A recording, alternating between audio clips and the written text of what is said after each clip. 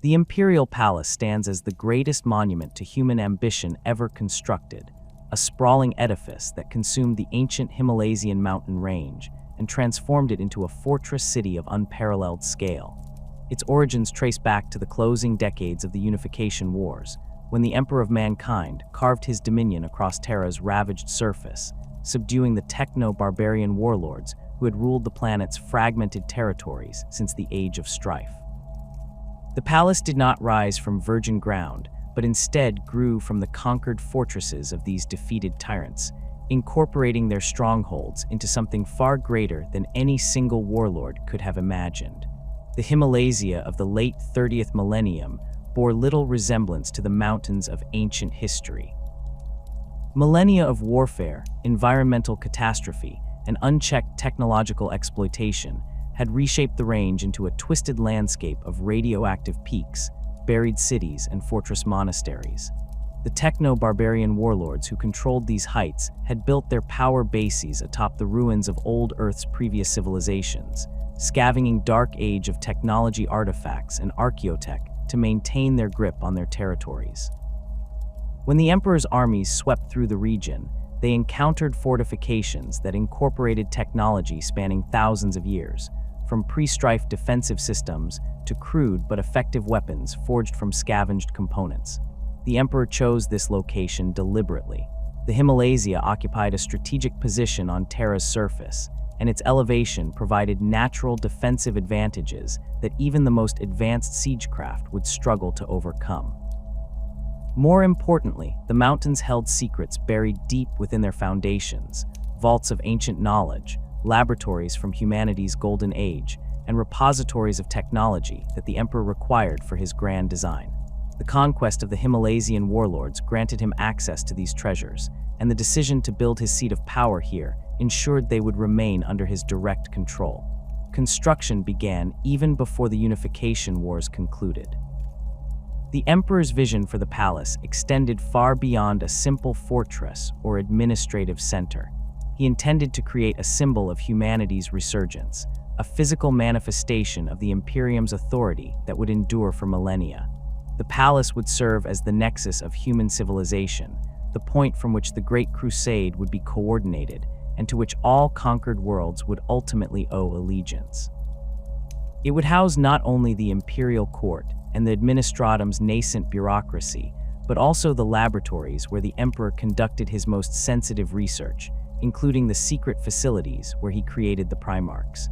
The initial construction incorporated the conquered fortresses wholesale, tearing down what could not be salvaged and building new structures upon their foundations. Entire mountains were hollowed out to create vast interior spaces, while others were reinforced and crowned with defensive batteries capable of targeting threats in low orbit. The work proceeded at a pace that seemed impossible, driven by the Emperor's own psychic might and the tireless efforts of millions of laborers, tech priests, and engineers.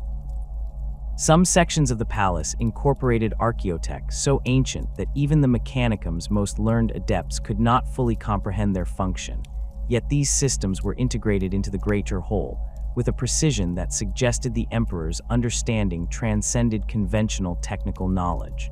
The architectural character of the early palace reflected this fusion of old and new. Massive adamantium bulwarks rose alongside structures built from materials that predated the Age of Strife, their molecular bonds sustained by technologies that had been lost and rediscovered multiple times throughout human history. Power systems drew upon geothermal energy from Terra's mantle, supplemented by plasma reactors and more exotic power sources scavenged from Dark Age facilities. The palace's defensive systems combined conventional void shields with esoteric protective technologies that bent reality itself, creating overlapping fields of protection that would prove crucial in the centuries to come. As the Great Crusade gained momentum and the Space Marine legions pushed ever outward into the galaxy, the palace's importance grew exponentially.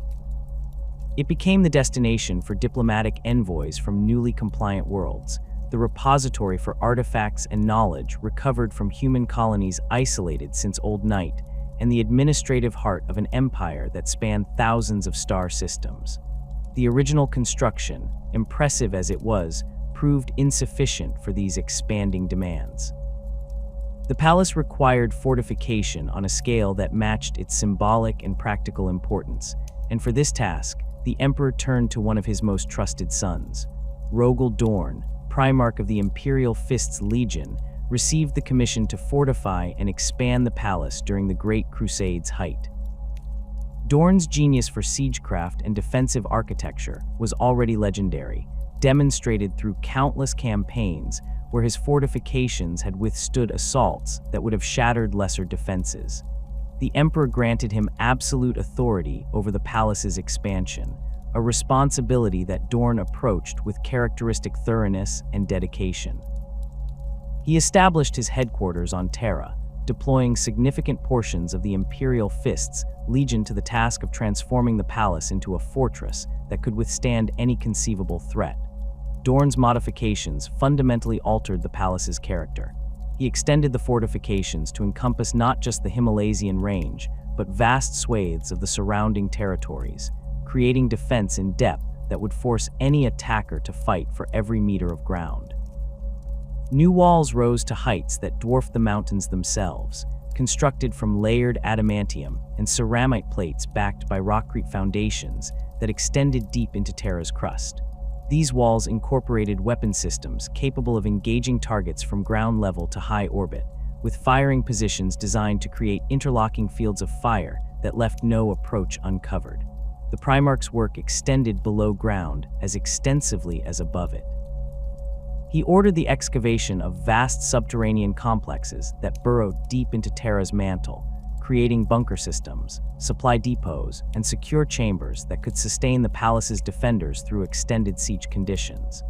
These underground networks connected to the ancient tunnel systems that honeycombed the Himalasia, incorporating them into a defensive matrix that allowed rapid redeployment of forces and provided countless redundant routes for supply and communication. Some of these tunnels connected to facilities that predated the Age of Strife, their origins lost to history, but their structural integrity maintained through technologies that still functioned after thousands of years. The Imperial Fists brought their own expertise to bear on every aspect of the construction. Legion serfs worked alongside tech priests and civilian laborers, while the Space Marines themselves oversaw critical projects and provided the muscle for tasks that would have killed unaugmented humans. Dorn personally reviewed every major design element, calculating firing angles, stress tolerances, and defensive redundancies with a precision that bordered on the supernatural. His modifications did not simply add to what existed, but integrated seamlessly with the original construction, creating a unified whole that served both aesthetic and practical purposes. The palace's expansion during this period incorporated materials and technologies from across the growing Imperium. Marble quarried from the mountains of Inwit, Dorn's own homeworld, formed decorative elements in the most prestigious sections. Rare metals from forge worlds in the Segmentum Solar reinforced critical structural points. The Imperial Fists even recovered intact standard template construct systems from several compliant worlds, using them to manufacture components with a precision that contemporary Imperial technology could not match. These SDC-produced elements became integral to the palace's most vital systems, from its void shield generators to the sophisticated cogitator networks that coordinated its defenses. The scale of construction defied easy comprehension. The palace complex eventually covered hundreds of square kilometers, with structures rising kilometers into the thin atmosphere and foundations extending even deeper below ground. Individual sections of the palace could have served as fortress cities in their own right, complete with their own power generation, life support, and defensive capabilities.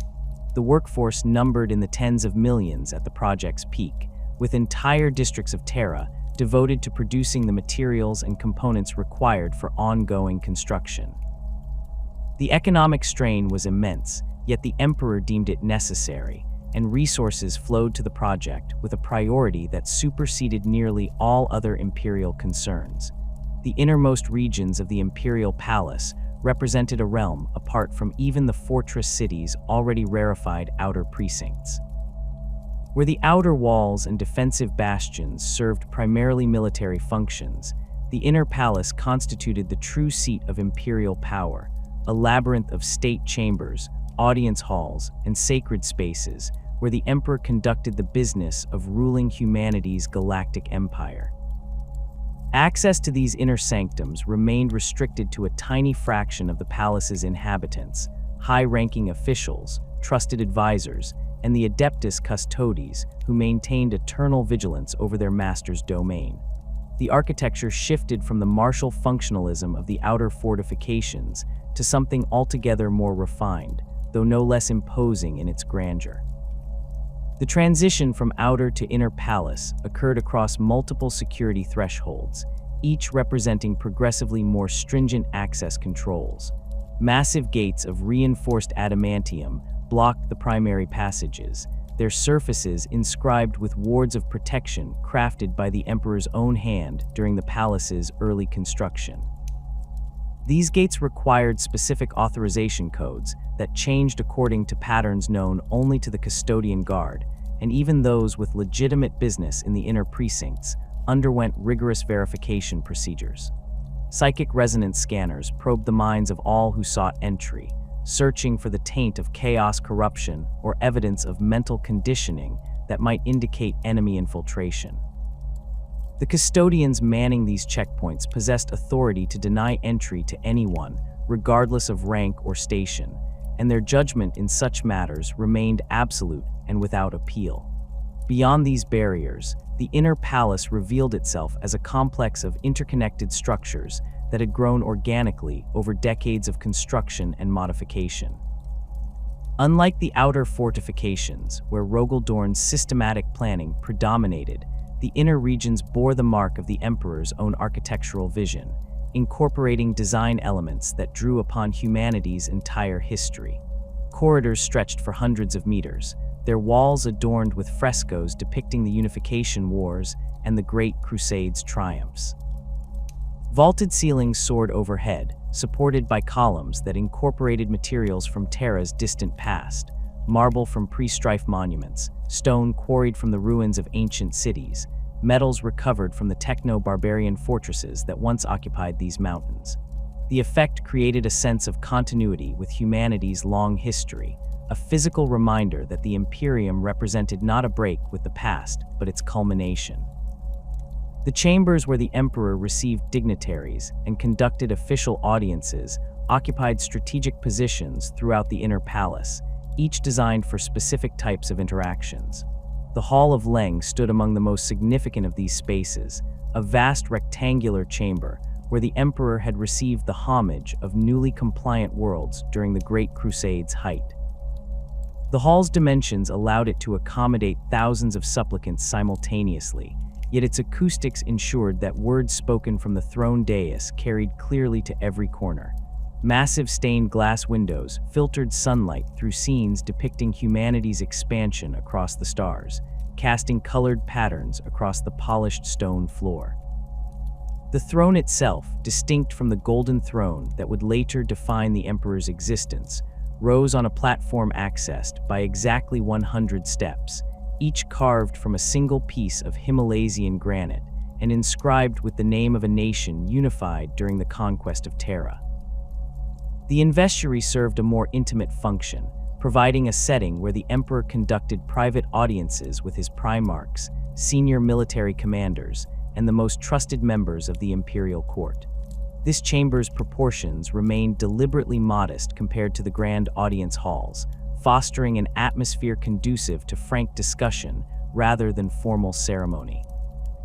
The walls incorporated sections of transparent armor glass that looked out across the palace complex and the transformed Himalaysian landscape beyond, offering a panoramic view that served as a constant reminder of what the Imperium had already accomplished. A circular table dominated the room center, its surface inlaid with a map of the galaxy that updated in real time based on astropathic reports from across Imperial space, showing the Great Crusade's progress through subtle shifts in illumination that marked newly compliant systems.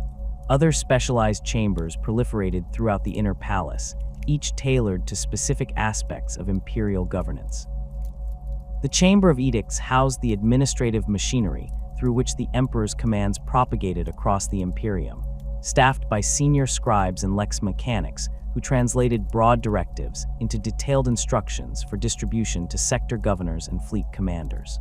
The Hall of Victories preserved trophies and artifacts recovered during the Great Crusade, from the banners of defeated alien empires to weapons taken from the techno-barbarian warlords who had once ruled Terra. The Librarius Sanctus contained texts and data cores deemed too sensitive for general access, including fragmentary records from the Dark Age of technology and treatises on subjects the Emperor wished to control tightly. Security measures within the inner palace extended far beyond physical barriers and armed guards. The Custodian Guard maintained permanent posts at every significant junction and entrance, their positions selected to provide overlapping fields of observation that left no approach unmonitored. Unlike the Space Marine legions, who served as the Imperium's conquering armies, the Custodians existed solely to protect the Emperor's person and secure his domain. Each warrior represented the pinnacle of the Emperor's genetic craftsmanship, created through processes that remained distinct from those used to produce the Adeptus Astartes.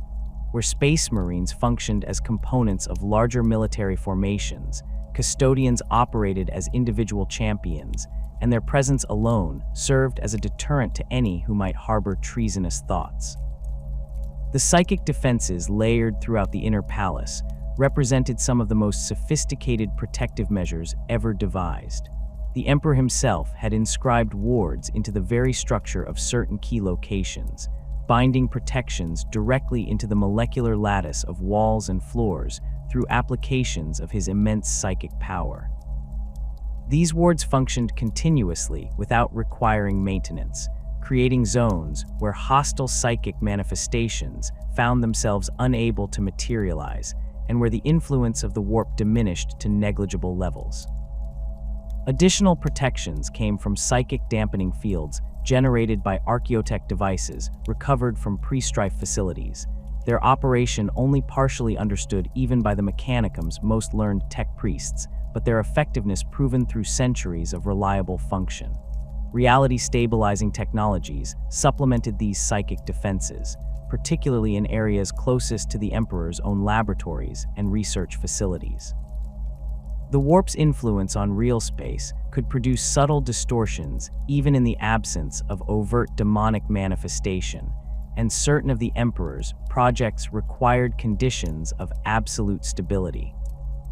Devices whose origins traced back to the Dark Age of technology-generated fields that reinforced the barrier between material reality and the immaterium, creating zones where the laws of physics operated with unusual reliability and where probability itself seemed to follow more predictable patterns. The tech priests who maintained these systems treated them with superstitious reverence, aware that their function exceeded standard imperial understanding and that any malfunction might produce catastrophic consequences. At the very heart of the inner palace, protected by all these layers of physical and metaphysical security, lay the Sanctum Imperialis. This innermost precinct represented the most sacred ground within the entire palace complex, a space that even during the Great Crusade's height remained accessible only to the Emperor himself and the handful of individuals he specifically permitted to enter. The Sanctum's exact boundaries remained deliberately vague to all but the Custodian Guard, whose duties required them to know precisely which thresholds they protected. The approach to the Sanctum passed through a series of antechambers, each more heavily warded than the last, until finally arriving at the ultimate barrier, the Eternity Gate. The Eternity Gate stood as the physical and symbolic threshold between the inner palace's public spaces and the Emperor's most private domain.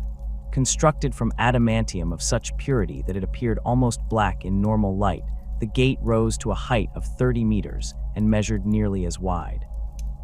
Its surface bore no decoration save for the imperial aquila wrought in gold at its center, the double-headed eagle standing in stark relief against the dark metal. The gate's construction incorporated techniques that predated the age of strife, with molecular bonding that rendered it effectively indestructible through conventional means. Locking mechanisms of staggering complexity secured it from within, requiring not merely physical keys, but specific psychic signatures that only the Emperor and his designated representatives could provide. The space immediately before the Eternity Gate served as a permanent station for the Custodian Guard's most veteran warriors. These guardians maintained their vigil in shifts that never left the gate unattended, standing in full armor with their guardian spears held ready. The chamber's dimensions allowed for the deployment of entire custodian squads should circumstances require, with firing positions built into the walls that could accommodate heavy weapons if the gate itself came under direct assault. During the Great Crusade, such scenarios remained purely theoretical, contingency planning for threats that seemed impossibly remote. The gate stood as much as a symbol as a functional barrier, representing the inviolability of the Emperor's person and the sanctity of his innermost sanctum. Beyond the Eternity Gate lay the chambers that would later become seared into imperial consciousness through tragedy and transformation. The Sanctum Imperialis proper consisted of multiple interconnected spaces, including the Emperor's private quarters, laboratories where he conducted research into genetics and the warp's fundamental nature, and the chamber that housed what would eventually be known as the Golden Throne. During the Great Crusade, this device served purposes far removed from its later function as a life support system. The Emperor had constructed it as a tool for navigating the webway, humanity's ancient network of tunnels, through the warp that he sought to access and control. The throne's mechanisms incorporated archaeotech recovered from multiple sources, including fragments of technology that might have originated with the Eldari, combined with the Emperor's own innovations to create something unprecedented in human history. The Golden Throne's chamber occupied a space carved directly from the Himalaysian bedrock, its walls reinforced with layers of adamantium and ceramite that extended deep into Terra's crust. Power conduits as thick as a man's torso fed energy to the throne from dedicated reactors buried even deeper below, providing the immense amounts of power required for its operation. The throne itself dominated the chamber, a massive construction of gold and more exotic materials that rose on a stepped platform accessed by a series of ramps. Control interfaces surrounded it on all sides, cogitator banks and psychic resonance amplifiers that allowed the throne's operator to channel and direct energies that would have destroyed an unprotected human mind instantly. The Emperor had designed it to withstand the psychic stresses of webway navigation, building in redundancies and protective systems that reflected his understanding of the dangers involved in such work. The Webway project represented one of the Emperor's most ambitious undertakings, a secret kept from even most of his primarchs. Deep beneath the Sanctum Imperialis, construction teams working under the direct supervision of the Emperor and his most trusted tech priests had excavated vast chambers intended to serve as the imperial entrance to the Webway network. The plan called for humanity to abandon dependence on warp travel, with its inherent dangers and unpredictability, instead using the Webway to move safely between distant points in the galaxy. Success would have fundamentally altered the Imperium's character, eliminating the need for navigators and reducing humanity's exposure to the warp's corrupting influence. The Golden Throne served as the key to this project, the mechanism through which the Emperor would breach the Webway's barriers and establish humanity's access to this ancient network. The administrative heart of the Imperium occupied a sprawling complex of interconnected structures that formed a distinct precinct within the inner palace's boundaries, yet remained deliberately separated from the Sanctum Imperialis by multiple security barriers and considerable physical distance. This separation reflected the Emperor's understanding that governance required mechanisms that could function independently of his constant oversight, particularly as the Great Crusade expanded imperial authority across thousands of star systems. The Senatorum Imperialis emerged during the early decades of the Great Crusade as the primary coordinating body for imperial administration, a council of high-ranking officials who translated the Emperor's strategic vision into actionable policy across military, economic, and civil domains. The chambers where the Senatorum convened stood among the inner palaces, most architecturally significant structures, designed to accommodate not merely the practical requirements of governance, but also to project the appropriate gravitas for an institution that spoke with the emperor's authority across human space. The primary council chamber occupied a circular space approximately 100 meters in diameter, with a domed ceiling that rose to a height of 30 meters at its apex. The dome's interior surface displayed a real-time representation of the galaxy based on continuous astropathic updates, showing compliant systems in gold, active war zones in red, and unexplored regions in gray. This display served both practical and symbolic purposes, providing council members with immediate visual reference to the Imperium's current extent while reinforcing the scope of their responsibilities. The council table itself formed a perfect circle, carved from a single piece of black marble quarried from the ruins beneath the palace's foundations. Its surface measured 15 meters in diameter, providing workspace for the dozen senior officials who comprised the Senatorum's core membership during the Great Crusade era. Each position at the table incorporated data terminals that connected directly to the palace's central cogitator networks, allowing council members to access reports and intelligence from across imperial space without leaving their seats.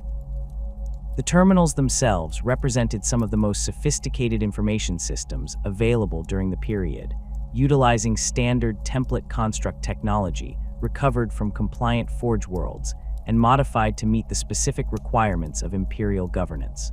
The composition of the Senatorum evolved throughout the Great Crusade as the Imperium's administrative needs grew increasingly complex. The Master of the Administratum held permanent membership, overseeing the vast bureaucratic machinery that tracked populations, resources, and production across thousands of worlds. The Lord Commander Militant of the Imperial Army coordinated the non-Astartes military forces that provided garrison troops and occupation forces for newly compliant systems. The Fabricator General of Mars, or more commonly a designated representative, maintained the Mechanicum's voice in imperial policy decisions, ensuring that the Treaty of Olympus Mons received proper observance and that Forge world interests remained protected.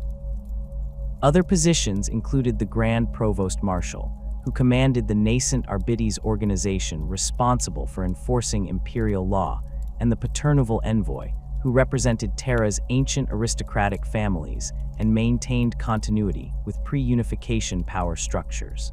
The Senatorum's authority derived directly from the Emperor, yet its day-to-day operations functioned with considerable autonomy. The Emperor himself rarely attended council sessions, instead communicating his directives through designated intermediaries or through written instructions transmitted via secure channels. This arrangement reflected practical necessity rather than disinterest. The Emperor's attention remained focused on the Great Crusade's military prosecution, the Webway Project's secret construction, and various research initiatives that required his personal involvement. The Senatorum existed to handle the administrative burden of running a galactic empire, making thousands of decisions regarding resource allocation, trade policy, and planetary governance that required expertise and attention to detail rather than the Emperor's direct intervention. The relationship between the Senatorum and the broader Administratum represented one of the Imperium's fundamental organizational structures. The Administratum had grown from the bureaucratic apparatus that managed Terra's unification into a galaxy-spanning institution, with offices on every compliant world and representatives attached to every expeditionary fleet. Its functionaries numbered in the billions, ranging from senior adepts who governed entire sectors to low-level scribes who recorded tithe assessments in remote frontier systems.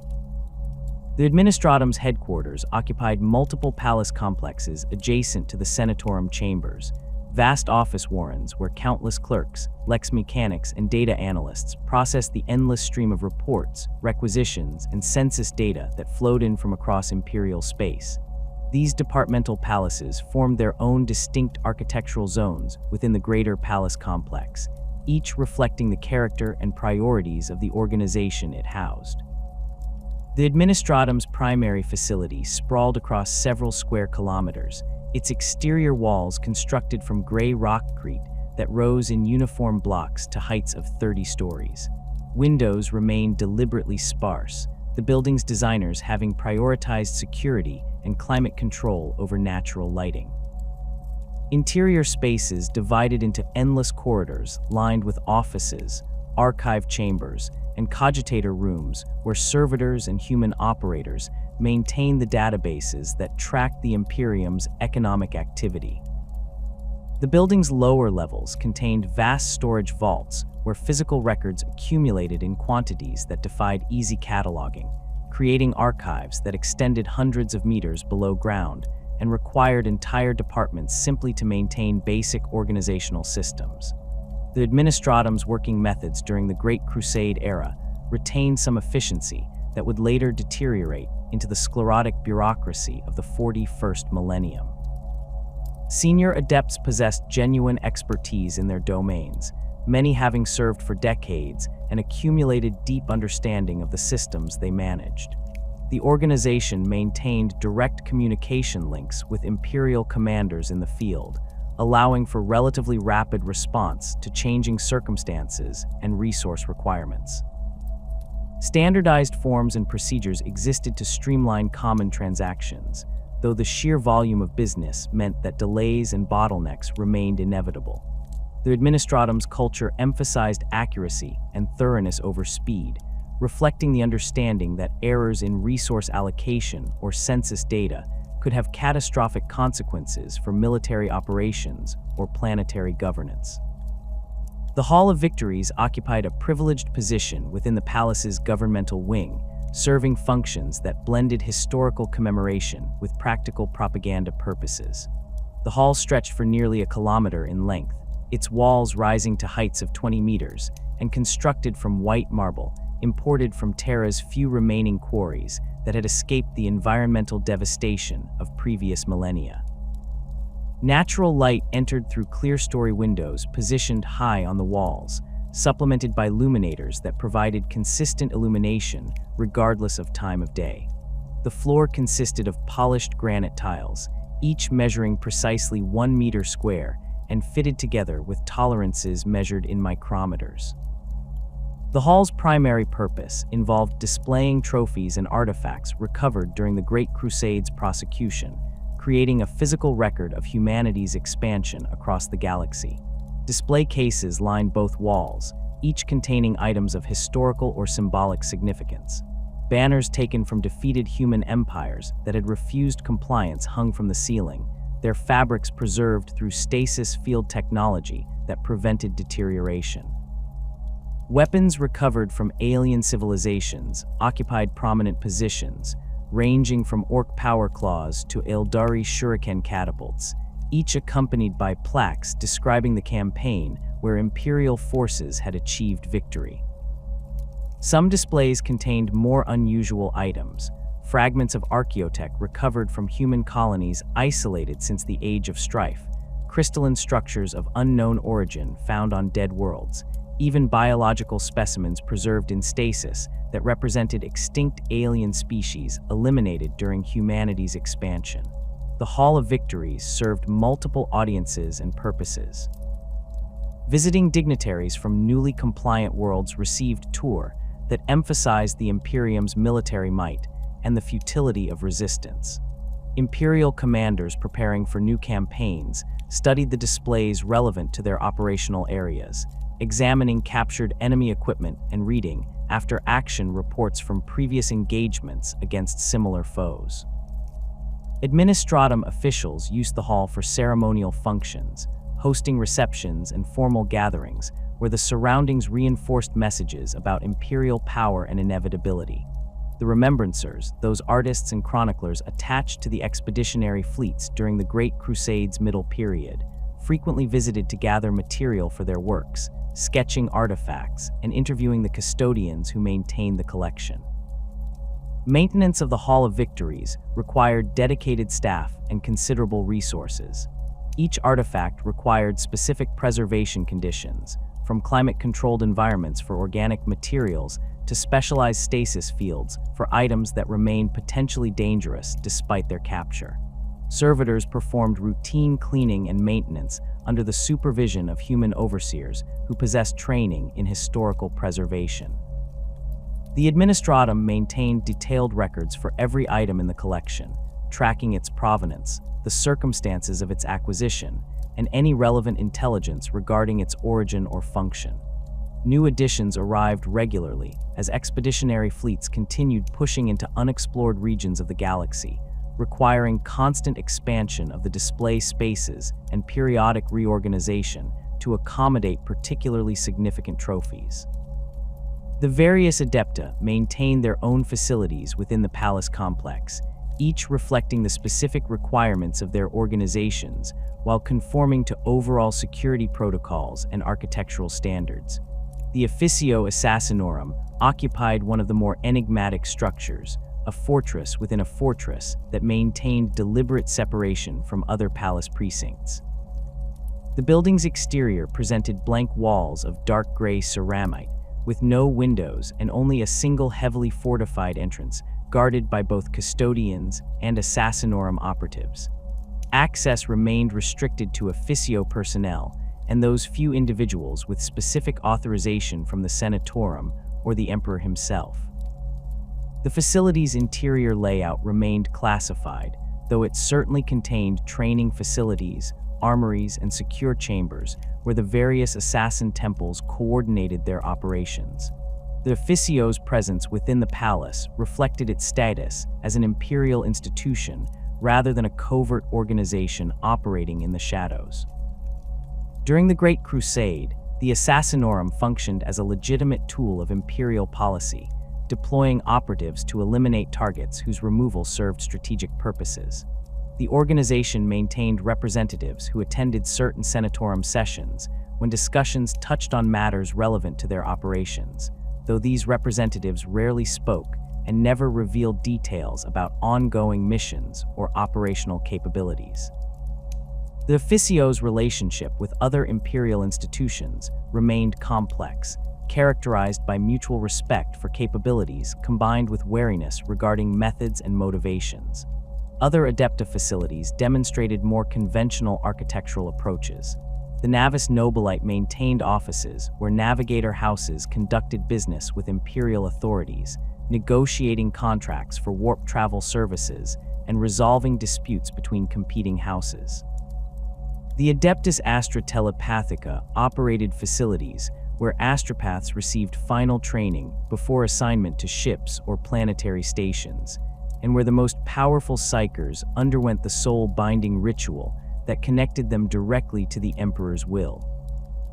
The Adeptus Mechanicus maintained a significant presence through various workshops and research facilities, where tech priests worked on projects deemed important enough to warrant proximity to the palace's resources and the Emperor's occasional attention.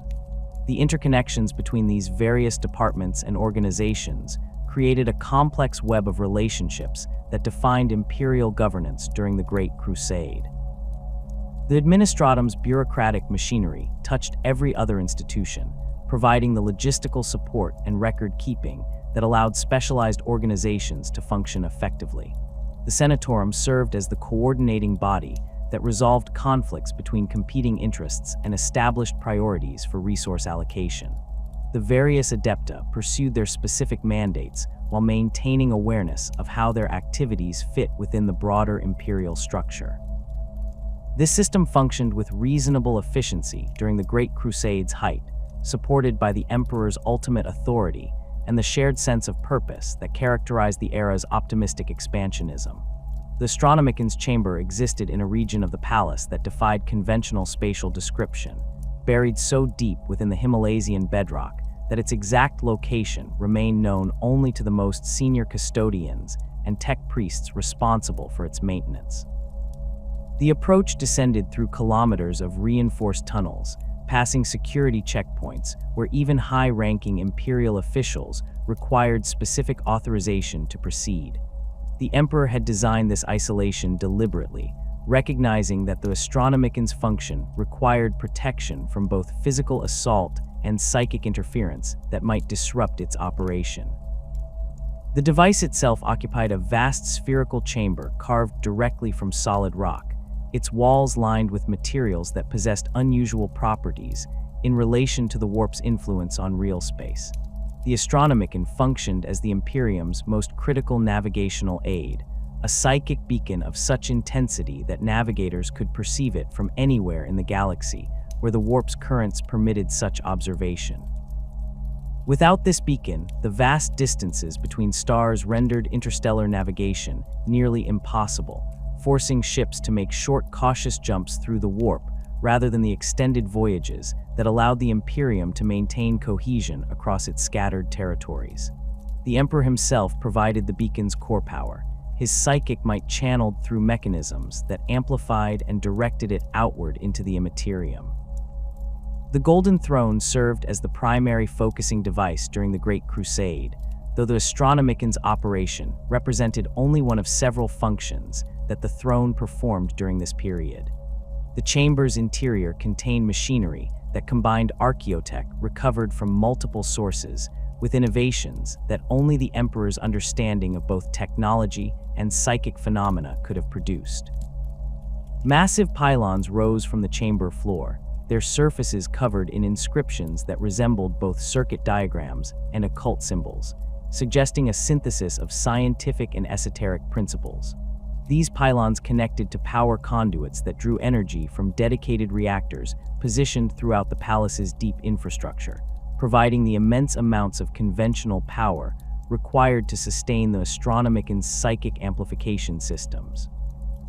The conduits themselves incorporated materials that conducted both electrical current and psychic energy, their molecular structure altered through processes that remained poorly understood even by the Mechanicum's most learned adepts. The Astronomican's operation required more than the Emperor's power alone. Approximately 1,000 psychers died daily to maintain the beacon's function, their life force consumed in the process of sustaining the psychic energies that the amplification systems projected into the warp. These psychers came from the Black Ships, the vessels that continuously scoured Imperial space for individuals manifesting psychic abilities. Not all psychers possessed sufficient strength or stability for more specialized roles like becoming astropaths or sanctioned battle psychers. Many demonstrated power levels that made them dangerous to themselves, and others yet lacked the discipline or mental fortitude required for proper training. These individuals found their purpose in fueling the Astronomican, their sacrifice enabling humanity's expansion across the galaxy. The process occurred in specialized chambers adjacent to the Astronomican's primary mechanism, spaces designed to safely channel psychic energy while containing any manifestations that might result from the psychers' deaths. The condemned individuals entered these chambers in groups, their minds already prepared through rituals administered by the Adeptus Telepathica's senior members. Tech priests monitored banks of instruments that measured psychic flux and energy transfer rates, making minute adjustments to the amplification systems to maintain optimal efficiency. The psychers' consciousness merged with the Astronomican's output in their final moments, their individual identities dissolving as their life force fed into the beacon's sustained projection. Death came swiftly once the process began, measured in minutes rather than hours, though the psychic trauma of the experience meant that conventional measures of suffering held little meaning.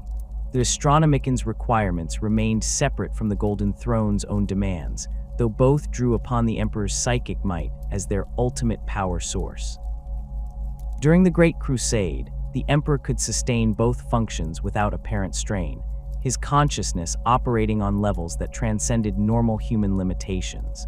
The throne itself served multiple purposes beyond the Astronomican's operation, including the Webway project's requirements and various research applications that the Emperor pursued in his efforts to understand and control humanity's psychic evolution.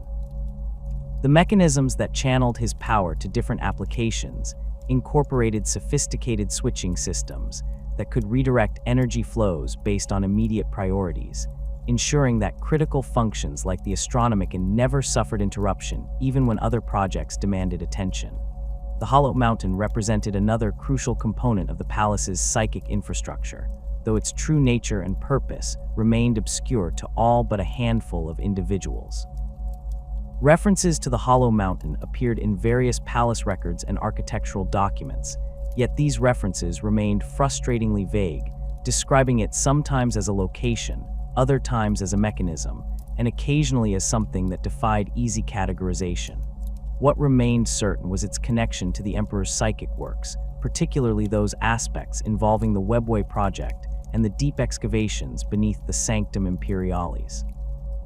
The Hollow Mountain's physical manifestation, to the extent it possessed one, existed in the deepest regions of the palace's subterranean network. Tunnels descended far below the levels where conventional facilities like storage vaults and bunker complexes occupied space carved from the Himalaysian bedrock.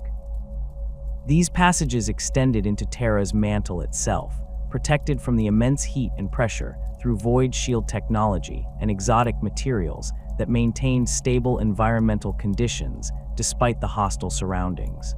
The excavations had required decades of continuous work, with specialized servitors and tech priests operating under conditions that would have killed unprotected humans within seconds.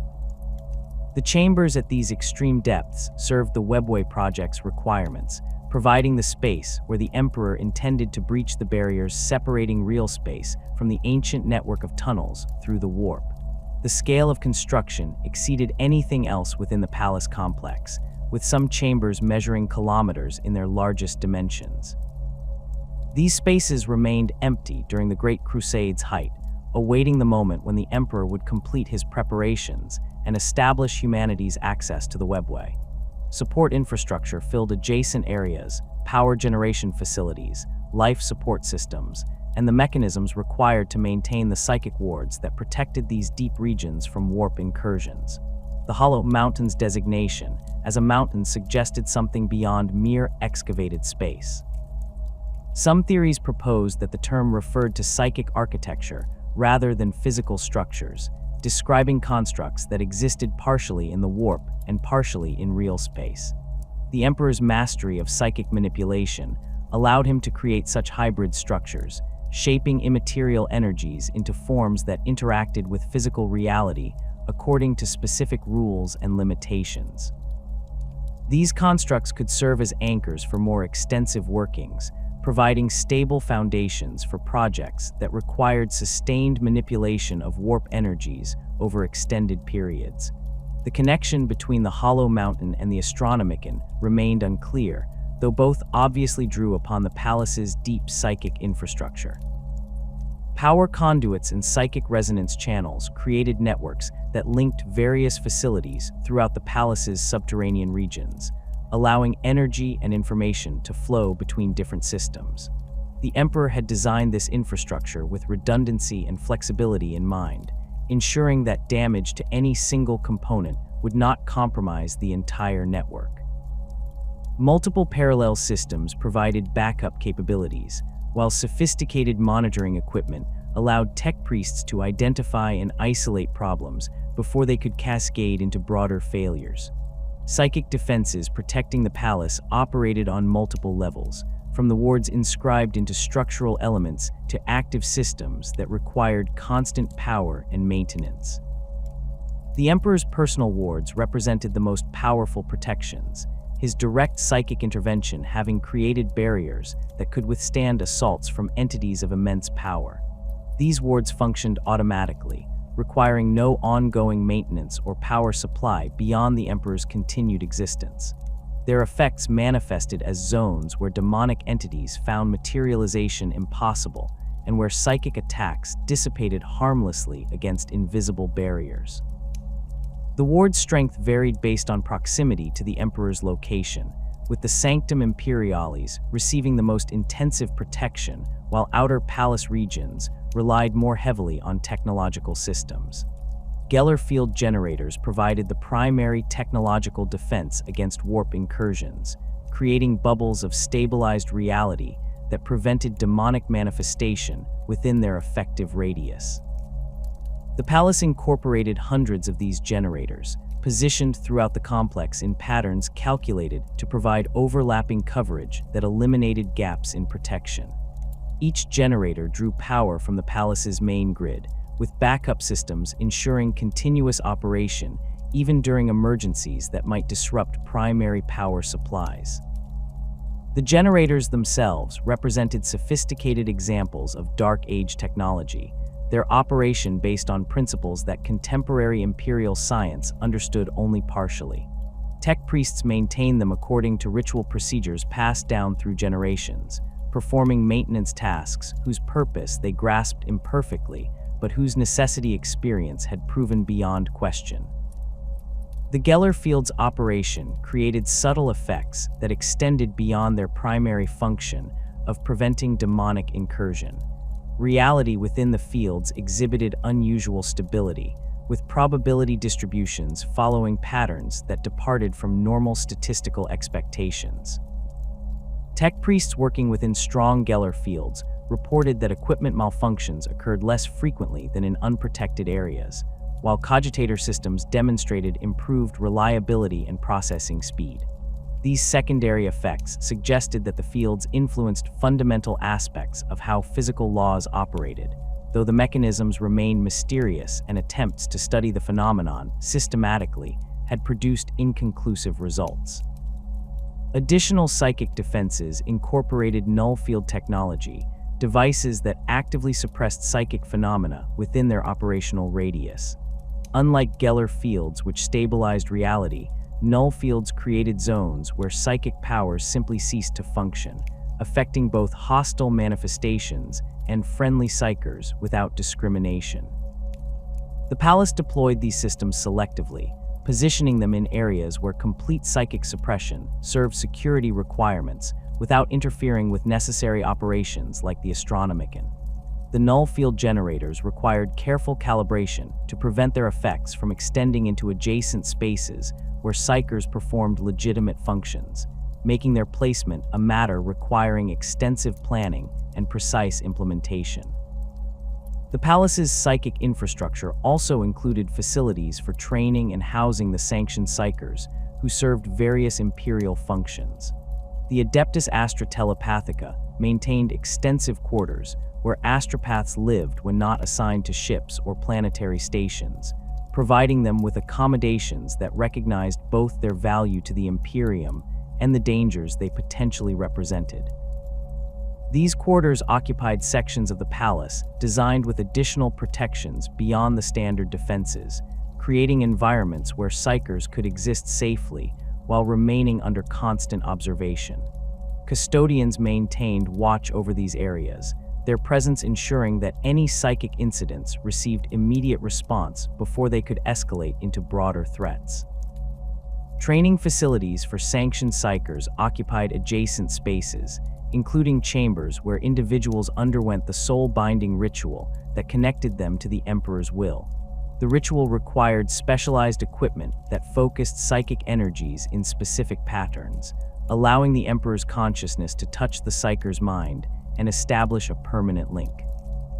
The process inflicted terrible trauma, burning away portions of the psycher's psyche, while simultaneously granting enhanced resistance to warp corruption and improved control over their abilities.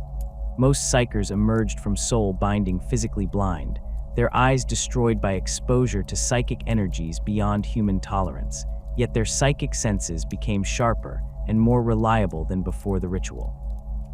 The infrastructure supporting these psychic operations extended throughout the palace's deep levels, creating networks of conduits, chambers, and monitoring stations that rivaled the physical fortifications in their complexity and importance.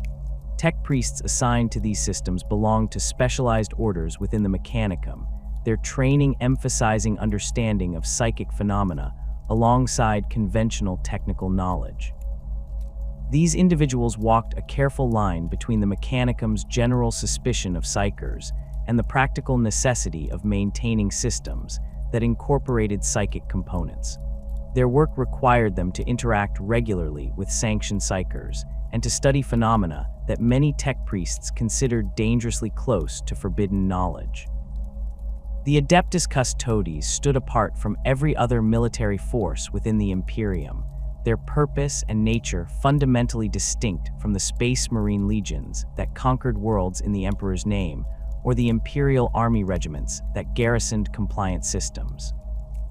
Where the legions functioned as armies of conquest, designed to operate in massive formations across entire theaters of war, the custodians existed solely to protect the Emperor's person and secure his domain within the Imperial Palace. Each member of the 10,000 represented the pinnacle of the Emperor's genetic craftsmanship, created through processes that remained entirely separate from those used to produce the Adeptus Astartes.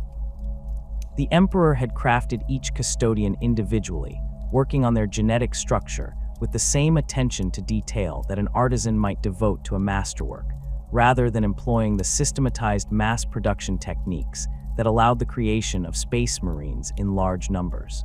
This fundamental difference in creation manifested in capabilities that exceeded even the transhuman warriors of the legions. A custodian stood taller than a space marine, his physique more perfectly proportioned, and his reflexes operating at speeds that pushed the boundaries of what enhanced human biology could achieve. The genetic modifications that created a custodian integrated more completely with the base human genome, producing a being that represented an idealized human form rather than the more obviously augmented appearance of an Astartes. Where space marines possessed additional organs and enhanced existing ones through a process of systematic augmentation, custodians emerged from their creation as fundamentally transformed beings whose every cell had been rewritten according to the Emperor's design. The Custodian Guard's organization reflected their unique role within the imperial hierarchy. They maintained no formal chapter structure comparable to the Space Marine legions, no company divisions or squad designations that would suggest they operated as a conventional military force. Instead, the 10,000 functioned as a brotherhood of individual warriors, each capable of operating independently yet trained to coordinate seamlessly when circumstances required collective action. The title 10,000 referred to their traditional strength, a number that the Emperor had established during the Unification Wars and maintained throughout the Great Crusade despite the casualties that inevitably accumulated over decades of service. When a custodian fell, the Emperor would create a replacement, ensuring that the organization's strength remained constant. Command authority within the Custodian Guard derived from a combination of seniority, demonstrated capability, and the Emperor's direct appointments to specific roles. The Captain General served as the organization's nominal leader, though even this position carried less formal authority than comparable ranks in other imperial institutions. The Captain General coordinated the Guard's activities and spoke for the custodians in councils where their voice required representation, yet individual custodians retained considerable autonomy in executing their duties. This decentralized command structure reflected the Guard's nature as an organization of elite individuals rather than a conventional military hierarchy where orders flowed down rigid chains of command. The Shield Hosts represented the primary organizational subdivision within the Custodian Guard, though even these formations maintained flexibility that conventional military units lacked. Each Shield Host comprised several hundred custodians organized around specific duties or operational areas within the palace complex. The Shadowkeepers bore responsibility for the most secure vaults and forbidden chambers within the palace's depths, guarding locations where the Emperor stored artifacts and knowledge deemed too dangerous for general access. Their duties required them to maintain constant vigilance over threats that might emerge from within the palace itself, monitoring the ancient technologies and captured xenotech that filled certain sealed chambers for any sign of malfunction or corruption. The Shadowkeepers' assignment to these duties reflected both their capabilities and their mindset. The Shield Host drew its membership from custodians who demonstrated particular resistance to psychic influence and corruption, individuals whose mental fortitude exceeded even the already exceptional standards of the 10,000. They trained extensively in recognizing the subtle signs that might indicate warp contamination or technological malfunction in the artifacts they guarded, developing expertise that combined martial prowess with scholarly knowledge.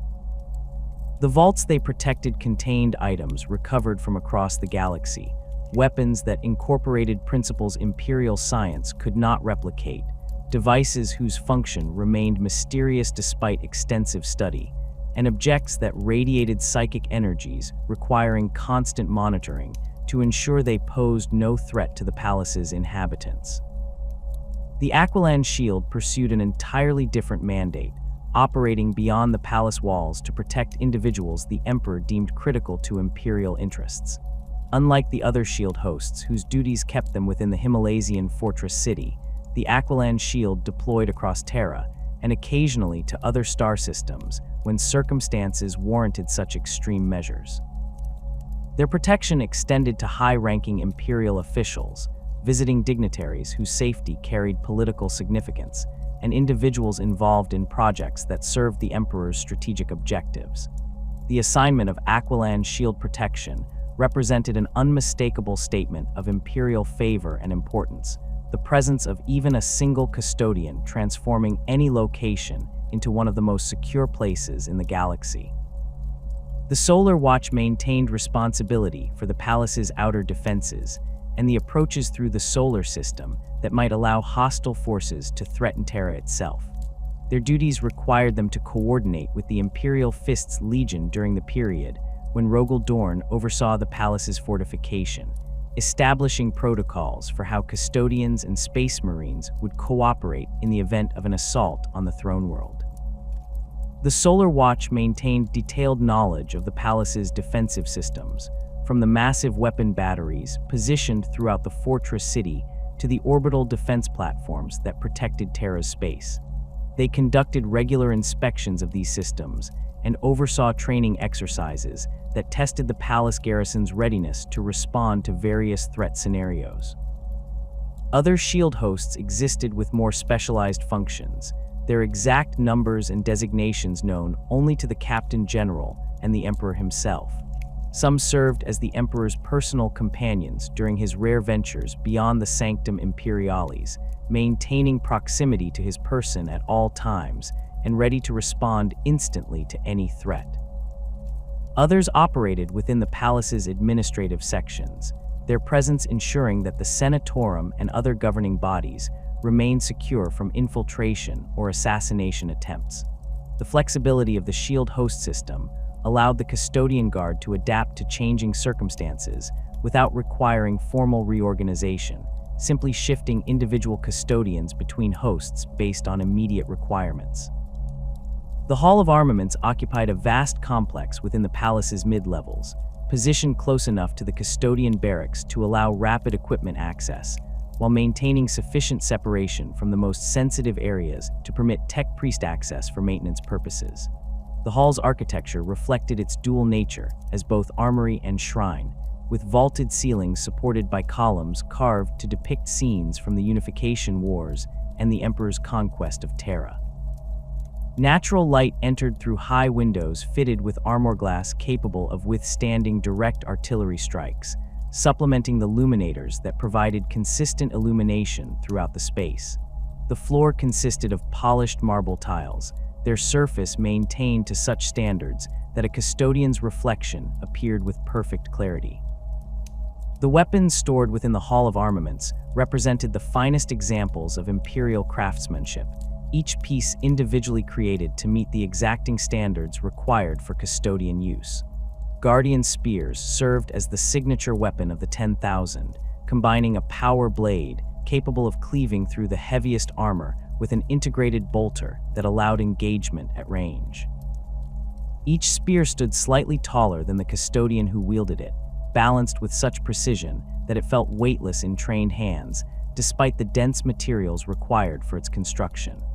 The power field generators that energized the blade incorporated archaeotech components recovered from pre-strife facilities, their operation more efficient and reliable than comparable systems produced through contemporary Imperial manufacturing techniques. The creation of each Guardian spear required months of work by master artificers, tech priests who had devoted decades to perfecting their craft and understanding the specific requirements of custodian wargear. The spears incorporated materials with unusual molecular properties, providing structural strength that prevented bending or breaking under stresses that would shatter conventional weapons. The bolter mechanism required calibration to tolerances measured in micrometers, ensuring reliable function across the full range of environmental conditions a custodian might encounter. The power field generator's components underwent individual testing and adjustment, with any piece failing to meet specifications immediately discarded and replaced, rather than accepted with the understanding that it would probably function adequately. Sentinel blades provided an alternative to the Guardian spear for custodians who preferred close combat or operated in environments where the spear's length proved disadvantageous.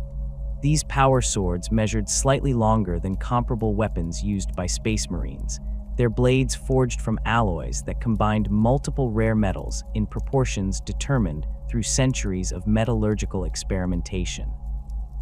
The power fields these swords generated demonstrated unusual characteristics, producing a distinctive golden glow rather than the blue or white fields typical of standard Imperial power weapons.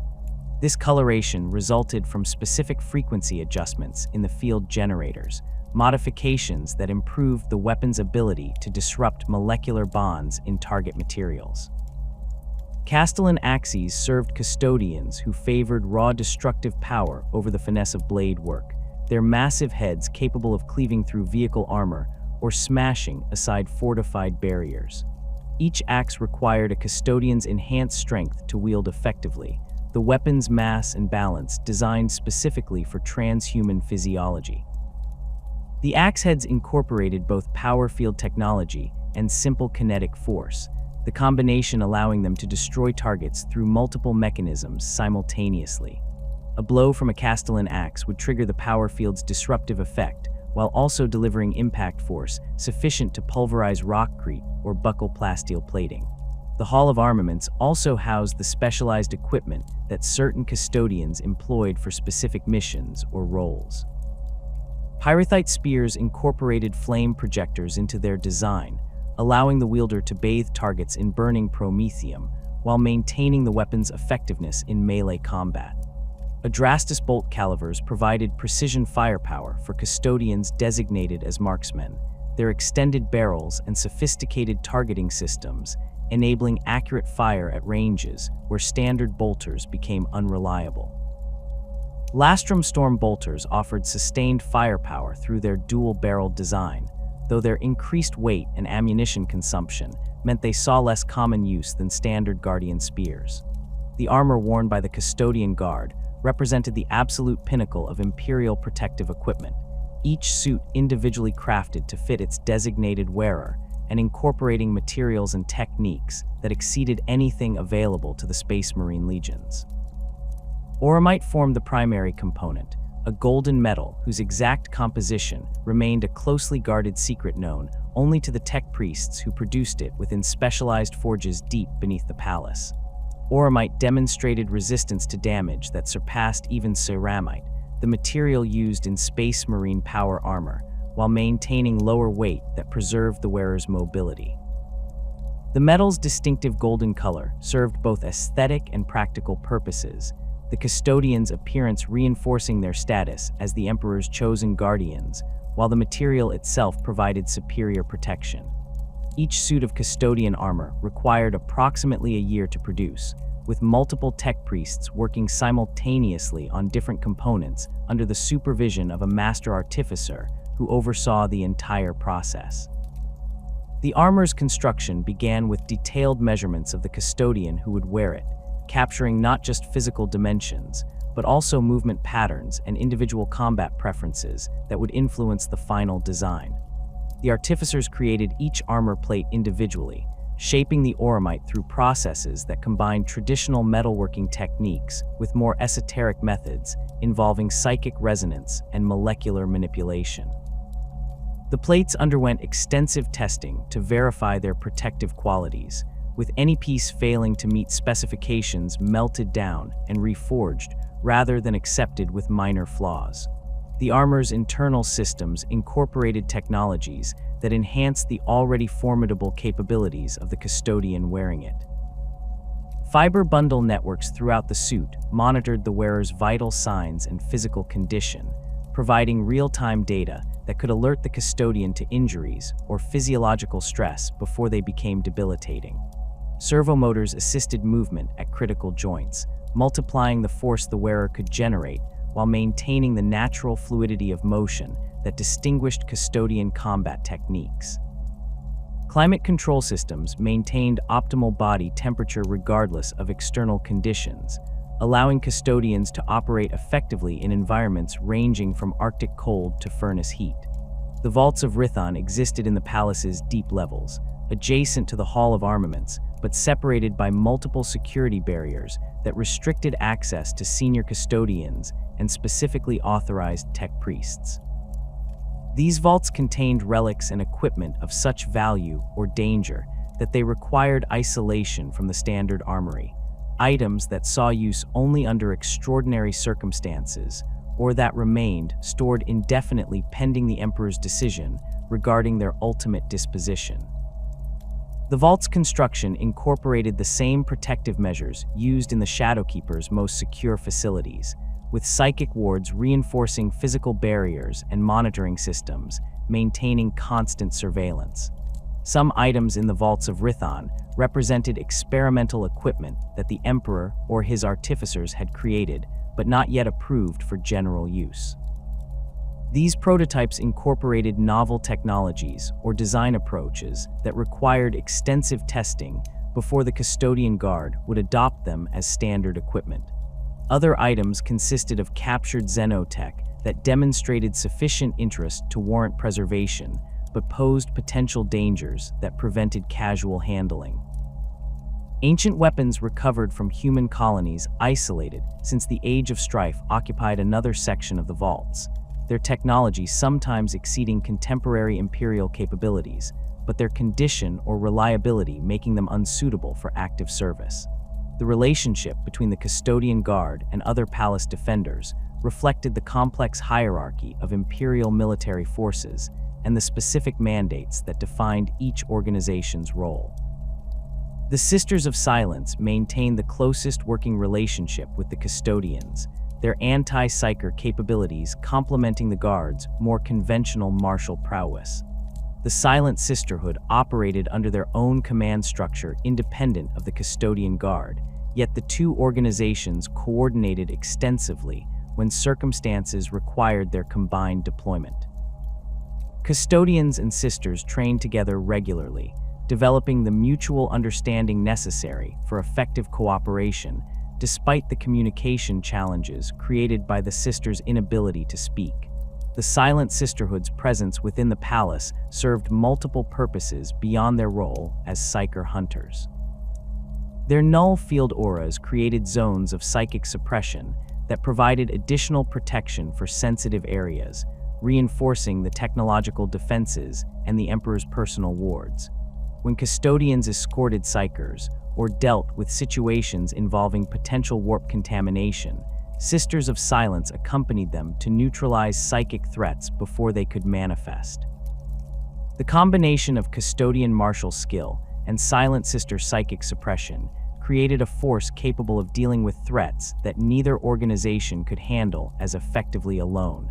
The Lucifer Blacks represented another elite formation that served within the palace, though their capabilities and purpose differed significantly from both the custodians and the Sisters of Silence.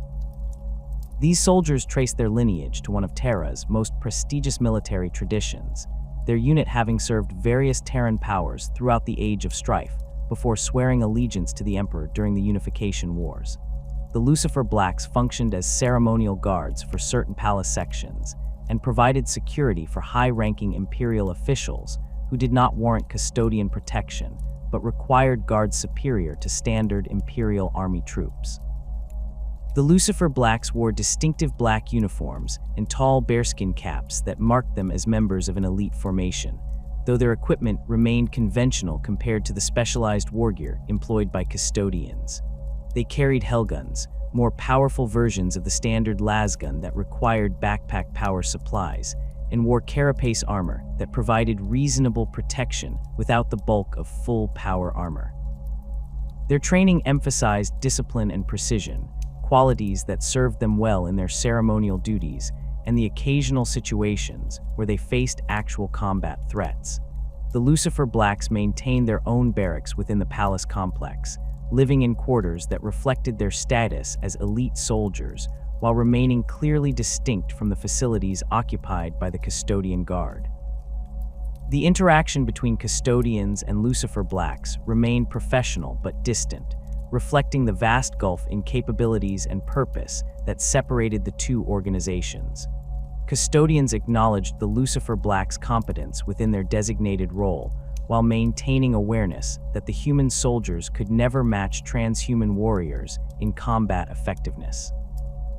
The Lucifer Blacks, for their part, recognized the Custodians' superiority without resentment, understanding that different threats required different responses, and that their own skills served important functions that did not require matching the 10,000's capabilities.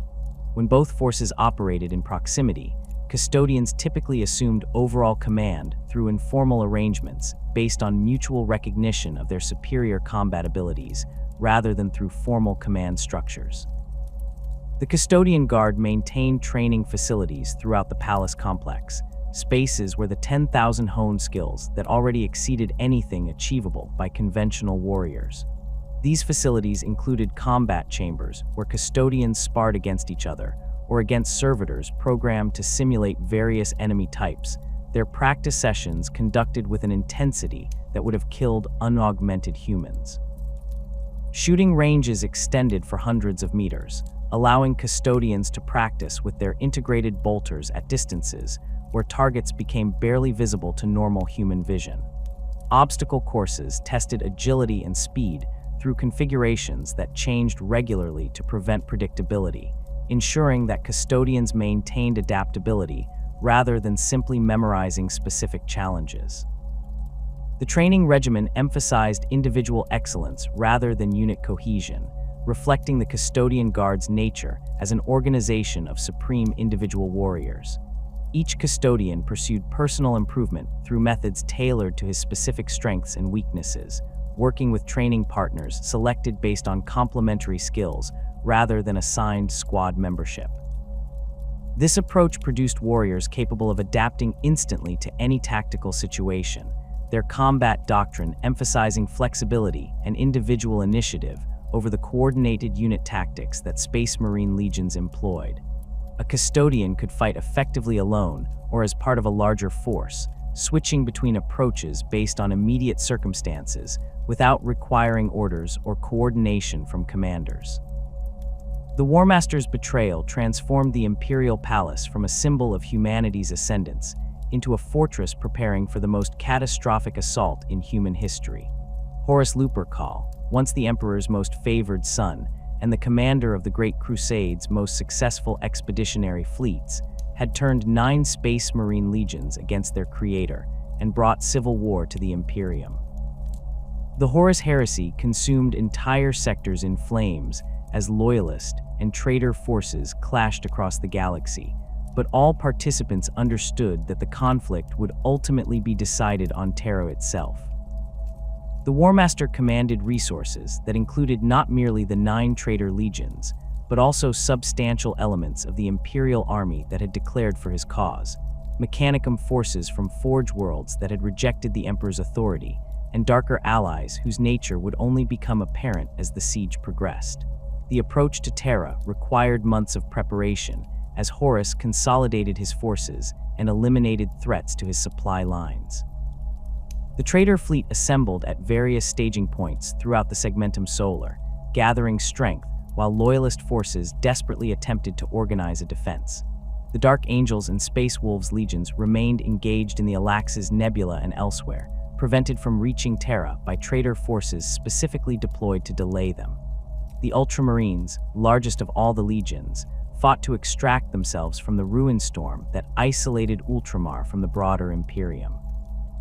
These strategic deployments ensured that when Horus finally moved against Terra, The defending forces would consist primarily of the Imperial Fist's Legion, elements of the Blood Angels and White Scars who had managed to reach the throne world, and the various palace garrison forces, including the Custodian Guard. Rogal Dorn had spent years transforming the palace into a fortress capable of withstanding siege, yet even his preparations could not fully account for the scale of forces Horus would bring to bear. The War Master commanded the Sons of Horus, the World Eaters, the Emperor's Children, the Death Guard, the Thousand Sons, the Word Bearers, the Night Lords, the Iron Warriors, and the Alpha Legion. Each of these legions brought their own specializations and capabilities, from the World Eater's berserk fury to the Iron Warrior's mastery of siege warfare. The combined force represented the largest concentration of military power assembled since the Great Crusade's height, and it moved toward Terra with the inevitability of a collapsing star. The traitor fleet emerged from the warp at the system's edge, their numbers so vast that they registered on augur arrays as a distortion in local space.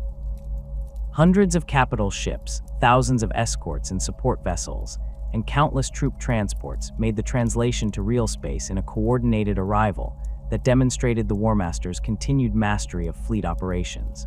The solar system's outer defenses engaged immediately, orbital weapons platforms and patrol fleets attempting to blunt the assault before it could reach the inner system. These defenses inflicted casualties, but could not seriously impede forces of such magnitude. The traitor fleet pushed through, accepting losses that would have caused conventional attackers to withdraw, their advance driven by Horus's determination to reach Terra regardless of cost. The outer system battles raged for weeks as loyalist forces conducted fighting withdrawals toward Terra, attempting to inflict maximum damage while preserving strength for the defense of the throne world itself. Naval engagements occurred throughout the system as traitor squadrons hunted down loyalist ships and secured control of critical locations. The fighting demonstrated the terrible transformation that had overtaken the traitor legions, their tactics incorporating a brutality that exceeded anything seen during the Great Crusade. Ships that attempted to surrender found themselves destroyed without mercy, their crews given no opportunity to defect or seek quarter. Boarding actions turned into massacres as traitor space marines slaughtered their former brothers with a ferocity that suggested something beyond simple rebellion. Terra's orbital defenses engaged the traitor fleet as it approached the planet, massive weapon platforms, unleashing firepower sufficient to crack continents. The Void War above Terra became a three-dimensional battlefield where ships maneuvered through debris fields and weapon fire, seeking advantageous positions while avoiding the overlapping fire zones that Dorn's planning had created. The Iron Warriors' expertise in siege warfare manifested in their systematic approach to reducing the orbital defenses, their ships targeting specific platforms in coordinated strikes that eliminated defensive strong points before they could inflict unacceptable casualties. The Void War's outcome remained inevitable given the numerical superiority the traitors enjoyed, yet the defenders made them pay for every meter of space they claimed. The traitor ground assault began with orbital bombardments that targeted the palace's outer defensive lines, attempting to create breaches that assault forces could exploit. The bombardments demonstrated restraint compared to the fleet's full capabilities, Horus having ordered that Terra itself should survive relatively intact for his rule once victory was achieved. The Iron Warriors calculated firing solutions that would damage defensive positions without causing catastrophic destruction to the planet's infrastructure or population centers. Lance strikes and macro cannon shells hammered specific targets, their impacts creating explosions visible from orbit as ammunition stores detonated and void shield generators overloaded under sustained fire. The ultimate wall represented the outermost defensive line, a fortification that enclosed vast territories surrounding the palace proper. Dorn had constructed this wall during his years of preparation, creating a barrier that stood hundreds of meters high and extended deep underground to prevent tunneling attacks. The wall's surface bristled with weapon emplacements, each position designed to provide interlocking fields of fire that would force attackers to advance through kill zones where defensive fire could achieve maximum effectiveness. Garrison forces manning the ultimate wall included Imperial Army regiments, Imperial Fist Space Marines, and supporting elements from the other Loyalist legions present on Terra. These defenders watched as traitor drop pods and landing craft descended through Terra's atmosphere, their approach vectors calculated to deliver assault forces directly against the wall's most vulnerable sections. The initial assaults against the ultimate wall occurred simultaneously across multiple sectors, Horus's forces probing for weaknesses while committing sufficient strength to exploit any breakthrough they achieved. The World Eaters led many of these attacks, their Primarch Angron having fully embraced the berserker rage that the Butcher's Nails implants inflicted upon his legion. World Eaters squads charged defensive positions with complete disregard for casualties, accepting horrific losses in exchange for closing to melee range, where their chain axes could tear through defensive lines. The defenders killed hundreds of World Eaters, yet more continued advancing over the corpses of their brothers, driven by fury that transcended rational tactical calculation. The Iron Warriors approached the ultimate wall with methodical precision, establishing siege lines and bringing forward the heavy artillery that would reduce defensive positions through sustained bombardment. Perturabo, Primarch of the Iron Warriors, directed the siege with the same genius for fortification that Rogel Dorn possessed. The two brothers' talents now turned against each other in a contest that would determine Terra's fate. Iron Warriors' batteries fired from positions beyond the defenders' effective range, their shells arcing through Terra's polluted atmosphere to impact defensive positions with devastating accuracy. Counter-battery fire from the palace's own artillery engaged these positions, creating duels between gun crews where precision and speed determined survival. Eternity Wall Spaceport occupied a critical position in the defensive network, a vast facility that had served as one of Terra's primary orbital transit points before the siege began. The spaceport's landing fields covered dozens of square kilometers, surrounded by warehouses, maintenance facilities, and the infrastructure required to process the constant flow of ships that had connected Terra to the broader Imperium. Dorn had fortified the spaceport extensively, recognizing that its capture would provide the traders with a secure landing zone and forward base for operations against the palace itself. The spaceport's defenses included its own void shields, weapon batteries positioned throughout the facility, and garrison forces that numbered in the tens of thousands. The assault on Eternity Wall Spaceport began with a concentrated orbital bombardment that attempted to collapse the void shields protecting the facility.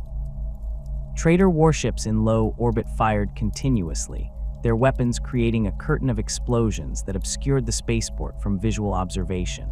The void shields held initially, their generators drawing power from dedicated reactors buried beneath the landing fields, but sustained fire eventually overwhelmed the defensive systems.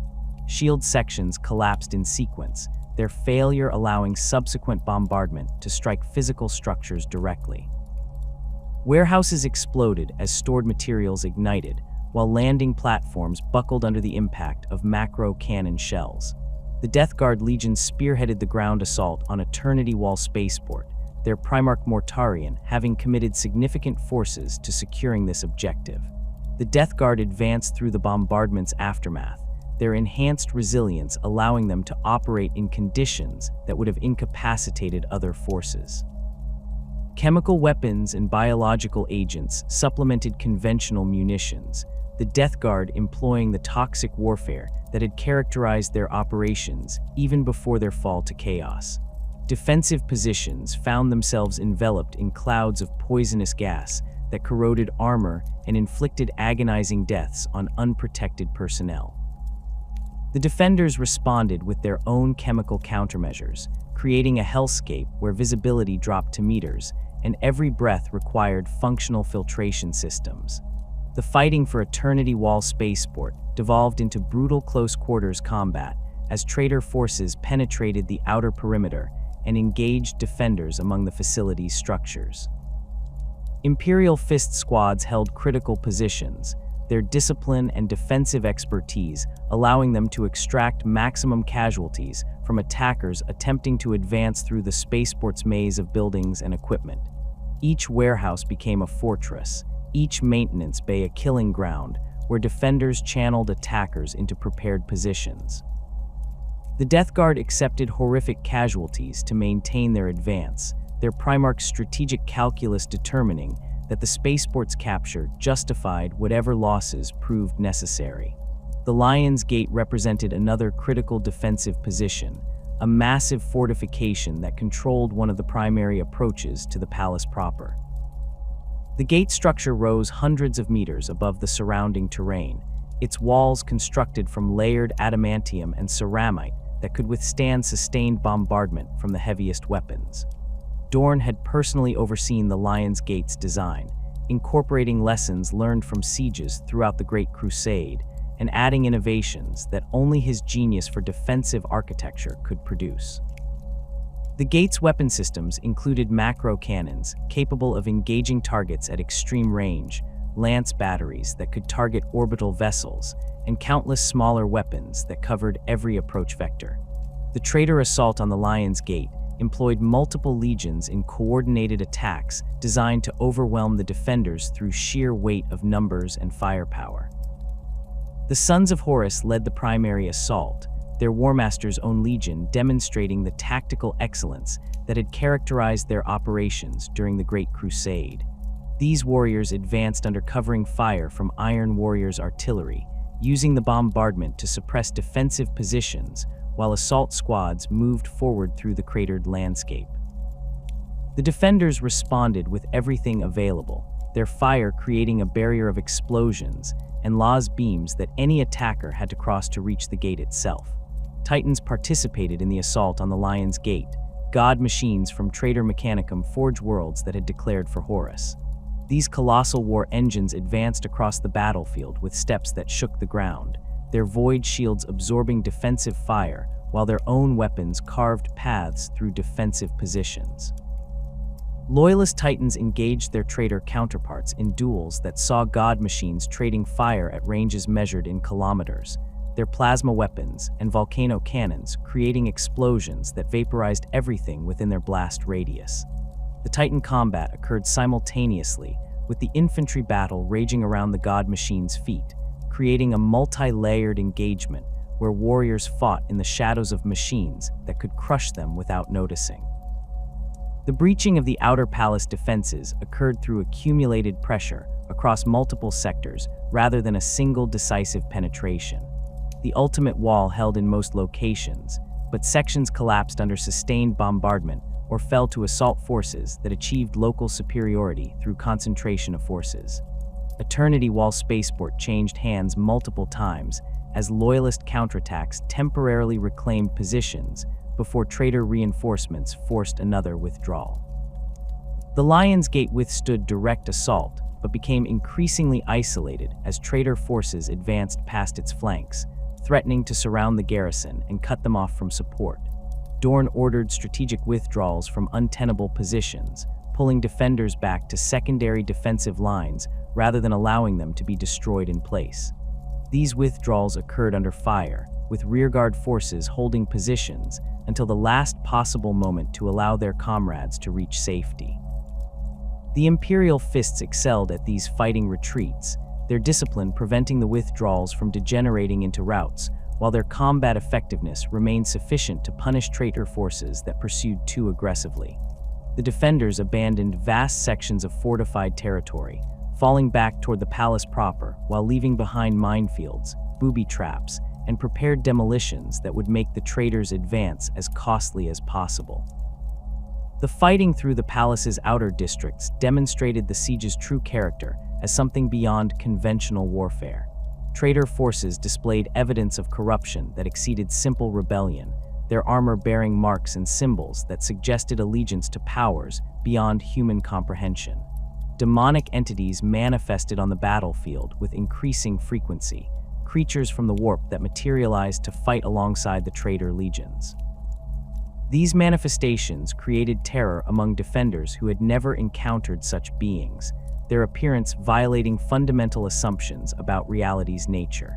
The Custodian Guard and Sisters of Silence deployed to counter these warp-spawned threats, their specialized capabilities allowing them to engage demons effectively where conventional forces found themselves overwhelmed. The Emperor's Children Legion demonstrated the full extent of their fall during the assault on the palace districts, their warriors having embraced sensations and experiences that transformed them into beings barely recognizable as space marines. These traitors fought with weapons that inflicted agonizing wounds, their tactics emphasizing the infliction of suffering rather than simple military effectiveness. Sonic weapons that could liquefy internal organs at range became their signature armament, creating casualties that demoralized defenders through the horrific nature of the injuries they witnessed. The Emperor's children sought out population centers within the palace districts, massacring civilians in rituals that served purposes beyond simple terror tactics. The word-bearers brought their own brand of horror to the siege, their Primarch Lorgar having spent decades preparing for this moment through study of the warp's fundamental nature. Word-bearers' squads advanced behind screens of summoned demons, their chaplains chanting in languages that caused physical pain to those who heard them. These traitors established ritual sites throughout captured territory, locations where they conducted ceremonies that weakened the barrier between real space and the immaterium. The proliferation of these sites created zones where reality itself became unstable, where the laws of physics operated unreliably, and where demons could manifest with increasing ease. The defenders fought with desperate determination, understanding that defeat meant not merely death but something far worse. The Imperial Fists held key positions throughout the palace districts, their yellow armor becoming synonymous with unyielding resistance as they refused to yield ground without exacting terrible costs from attackers. The Blood Angels deployed where the fighting reached its most intense, their Primarch Sanguinius leading assaults that temporarily drove back traitor advances through sheer ferocity and skill. The White Scars employed hit-and-run tactics, their bike squads striking traitor positions before withdrawing to strike elsewhere, keeping enemy forces off balance and preventing them from consolidating gains. The siege's progress measured itself in meters rather than kilometers, each defensive position requiring days or weeks of fighting before falling to traitor assault. The palace's architecture became a weapon in itself, Dorne's planning having ensured that every corridor and chamber could serve as a defensive position.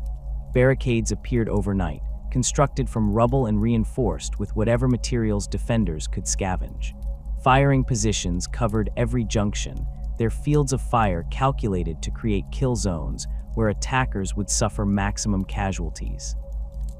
The defenders established supply caches throughout the palace districts, ensuring that isolated positions could continue fighting even when cut off from central logistics. The Eternity Gate's defense became the siege's focal point as traitor forces pushed deeper into the palace complex.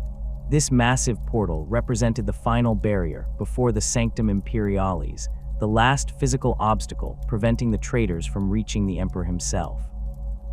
Dorne concentrated the best troops available at the Eternity Gate, including significant numbers of custodians, Imperial Fists veterans, and supporting elements from the other Loyalist legions. The gate's defensive positions incorporated every advantage that architecture and technology could provide, creating a killing ground where attackers would face overlapping fire from multiple directions, while advancing across open space that offered no cover. The assault on the Eternity Gate involved all 9 traitor legions in varying degrees, their combined strength finally concentrated against a single objective after weeks of dispersed fighting throughout the palace districts. The attackers came in waves, each surge attempting to overwhelm defenders through sheer numbers, while artillery and air support suppressed defensive positions. The defenders responded with disciplined fire, their weapons creating a barrier of explosions and projectiles that any attacker had to cross. Bodies accumulated before the gate, the corpses of traitor space marines piling up as subsequent waves advanced over their fallen brothers. Sanguinius himself stood at the Eternity Gate's defense, the Blood Angel's Primarch's presence inspiring defenders to heights of courage and effectiveness that exceeded normal human capability. The Primarch's combat prowess manifested in battles where he engaged multiple enemy champions simultaneously, his blade and psychic powers cutting down traitors who attempted to breach the gate through personal valor. The sight of sanguineous fighting at the gate's threshold became one of the siege's defining images, the angelic Primarch standing against the tide of corruption that threatened to overwhelm Terra. The Emperor's decision to teleport to the vengeful spirit came after the Eternity Gate's defenses began to falter under sustained assault. Horus had committed forces that included demon princes and greater demons, entities whose power exceeded anything the defenders could match through conventional means.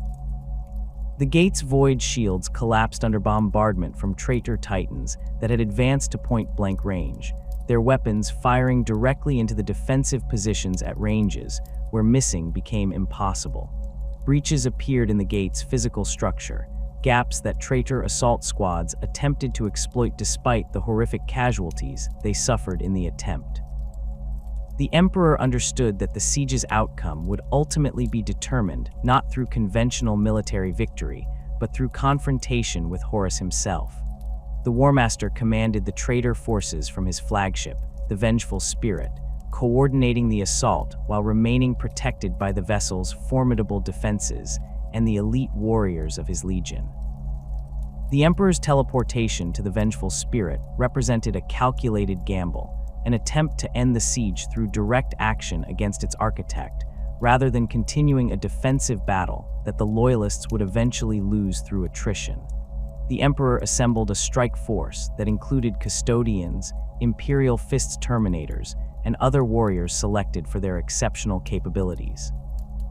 The teleportation occurred from deep within the Sanctum Imperialis, utilizing technology that allowed transportation directly through the void shields protecting the Vengeful Spirit. The process carried immense risk, teleportation technology being notoriously unreliable even under ideal conditions, and the distances and defensive systems involved magnified the dangers exponentially. The strike force materialized aboard the Vengeful Spirit scattered throughout the vessel, their teleportation having been disrupted by the ship's defenses and the warp's interference. The Golden Throne's original conception bore no relation to the life support function that would later define its existence in Imperial consciousness. The Emperor designed and constructed the device during the Great Crusade's height as the primary control mechanism for the Imperial Webway project, humanity's most ambitious attempt to escape dependence on warp travel. The throne occupied a chamber carved from the Himalaysian bedrock beneath the Sanctum Imperialis, positioned at the nexus of the tunnels that descended kilometers into Terra's mantle, where the webway breach would occur. The device incorporated technologies that synthesized archaeotech recovered from multiple sources, with innovations that reflected the Emperor's unique understanding of both psychic phenomena and advanced engineering principles. The throne's physical structure rose approximately 10 meters in height, constructed primarily from refined gold that had been treated through processes that altered its molecular structure to enhance psychic conductivity. The gold served functional rather than merely decorative purposes, its crystalline lattice modified to channel and amplify psychic energies with minimal loss or distortion. Additional components incorporated materials whose origins remained obscure even to the Mechanicum tech priests who assisted in the throne's construction, crystalline matrices that resonated with specific psychic frequencies, metallic alloys that existed in states of quantum superposition, and organic components grown rather than manufactured that interfaced directly with the operator's nervous system. The control systems surrounding the throne consisted of banks of cogitators and psychic resonance amplifiers arranged in concentric circles around the central seat. Each cogitator bank processed specific aspects of the webway's operation, monitoring the dimensional barriers that separated real space from the ancient tunnel network and calculating the adjustments required to maintain stable access points. The psychic amplifiers took the throne operator's mental commands and transformed them into forces capable of manipulating reality at fundamental levels, allowing direct interaction with the webway's structure through applications of focused will. Power conduits as thick as a space marine's torso fed energy to these systems from dedicated plasma reactors positioned throughout the palace's deep infrastructure, providing the immense amounts of conventional power required to sustain the throne's operation. The emperor had spent decades preparing the webway project, excavating the vast chambers beneath the palace that would serve as humanity's gateway to the ancient network. These excavations extended deep into Terra's mantle, protected from the planet's internal heat and pressure through void shield technology and exotic materials that maintained stable environmental conditions. The chambers measured kilometers in their largest dimensions, vast spaces intended to accommodate the infrastructure required for webway travel on a scale that would serve the entire Imperium. The Emperor's plan called for constructing similar gateways on other worlds throughout Imperial space, creating a network of access points that would allow humanity to abandon warp travel entirely and move between distant star systems through the webway's protected tunnels. The project's secrecy reflected the Emperor's understanding of the dangers involved in breaching the barriers between dimensions. Only a handful of individuals knew the full scope of what the Emperor attempted beneath the palace, certain senior custodians, a few trusted tech priests, and Malkador the Sigillite, who served as the Emperor's closest advisor. The Primarchs remained largely ignorant of the project's existence, though some had gleaned hints that their father pursued research into alternatives to warp travel. This compartmentalization served multiple purposes, limiting the number of individuals who might inadvertently compromise the project's security, while also preventing potential interference from those who might question the wisdom of attempting to access technology that the Eldari had created millions of years earlier.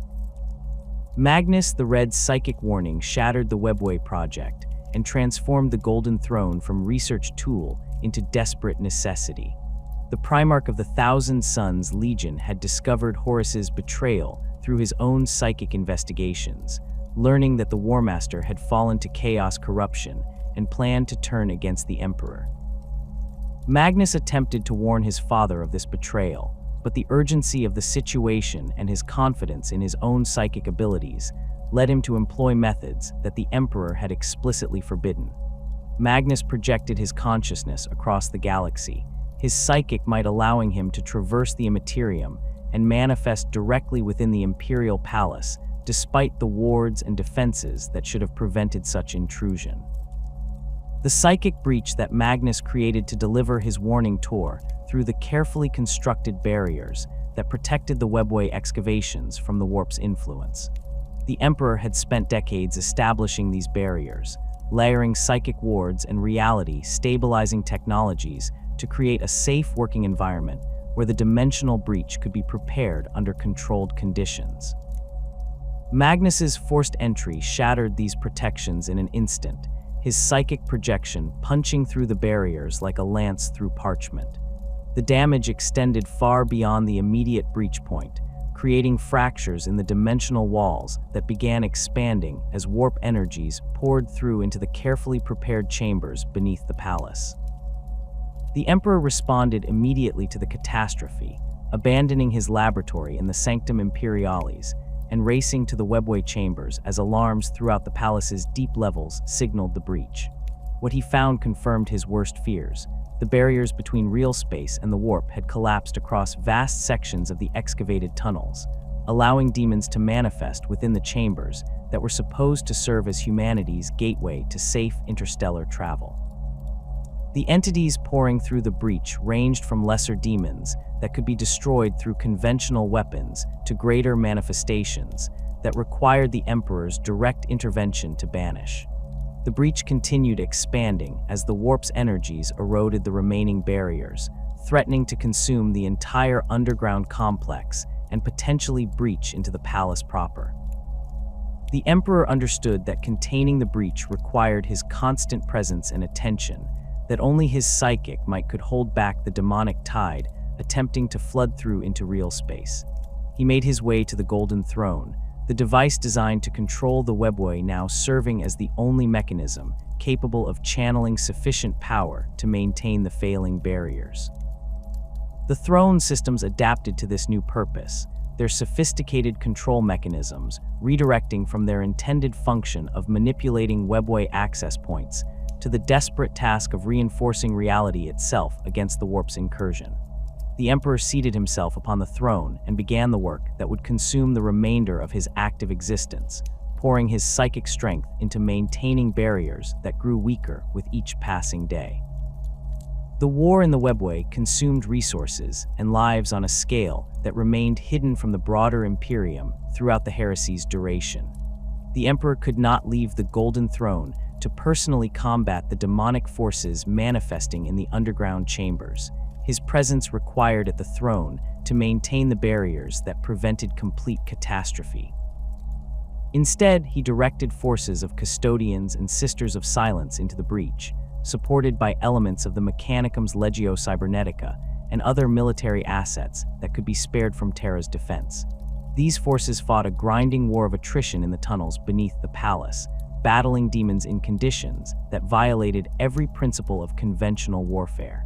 The Webway War's nature differed fundamentally from the siege occurring on Terra's surface. The underground chambers existed in a state of dimensional instability, their physical laws operating unreliably as the warp's influence created zones where reality itself became negotiable. Custodians found themselves fighting enemies that could manifest from nowhere, that ignored wounds that should have been instantly fatal, and that employed weapons that killed through mechanisms beyond physical damage. The Sisters of Silence's null field auras provided crucial protection, their psychic blankness creating zones of stability where demons found materialization difficult, and where the warp's reality distorting effects diminished to manageable levels. The Emperor's confinement to the Golden Throne created strategic complications that extended far beyond the immediate crisis of the Webway breach. His absence from the broader war effort meant that the loyalist forces fighting the heresy across the galaxy operated without the direct guidance and psychic support that had characterized the Great Crusade.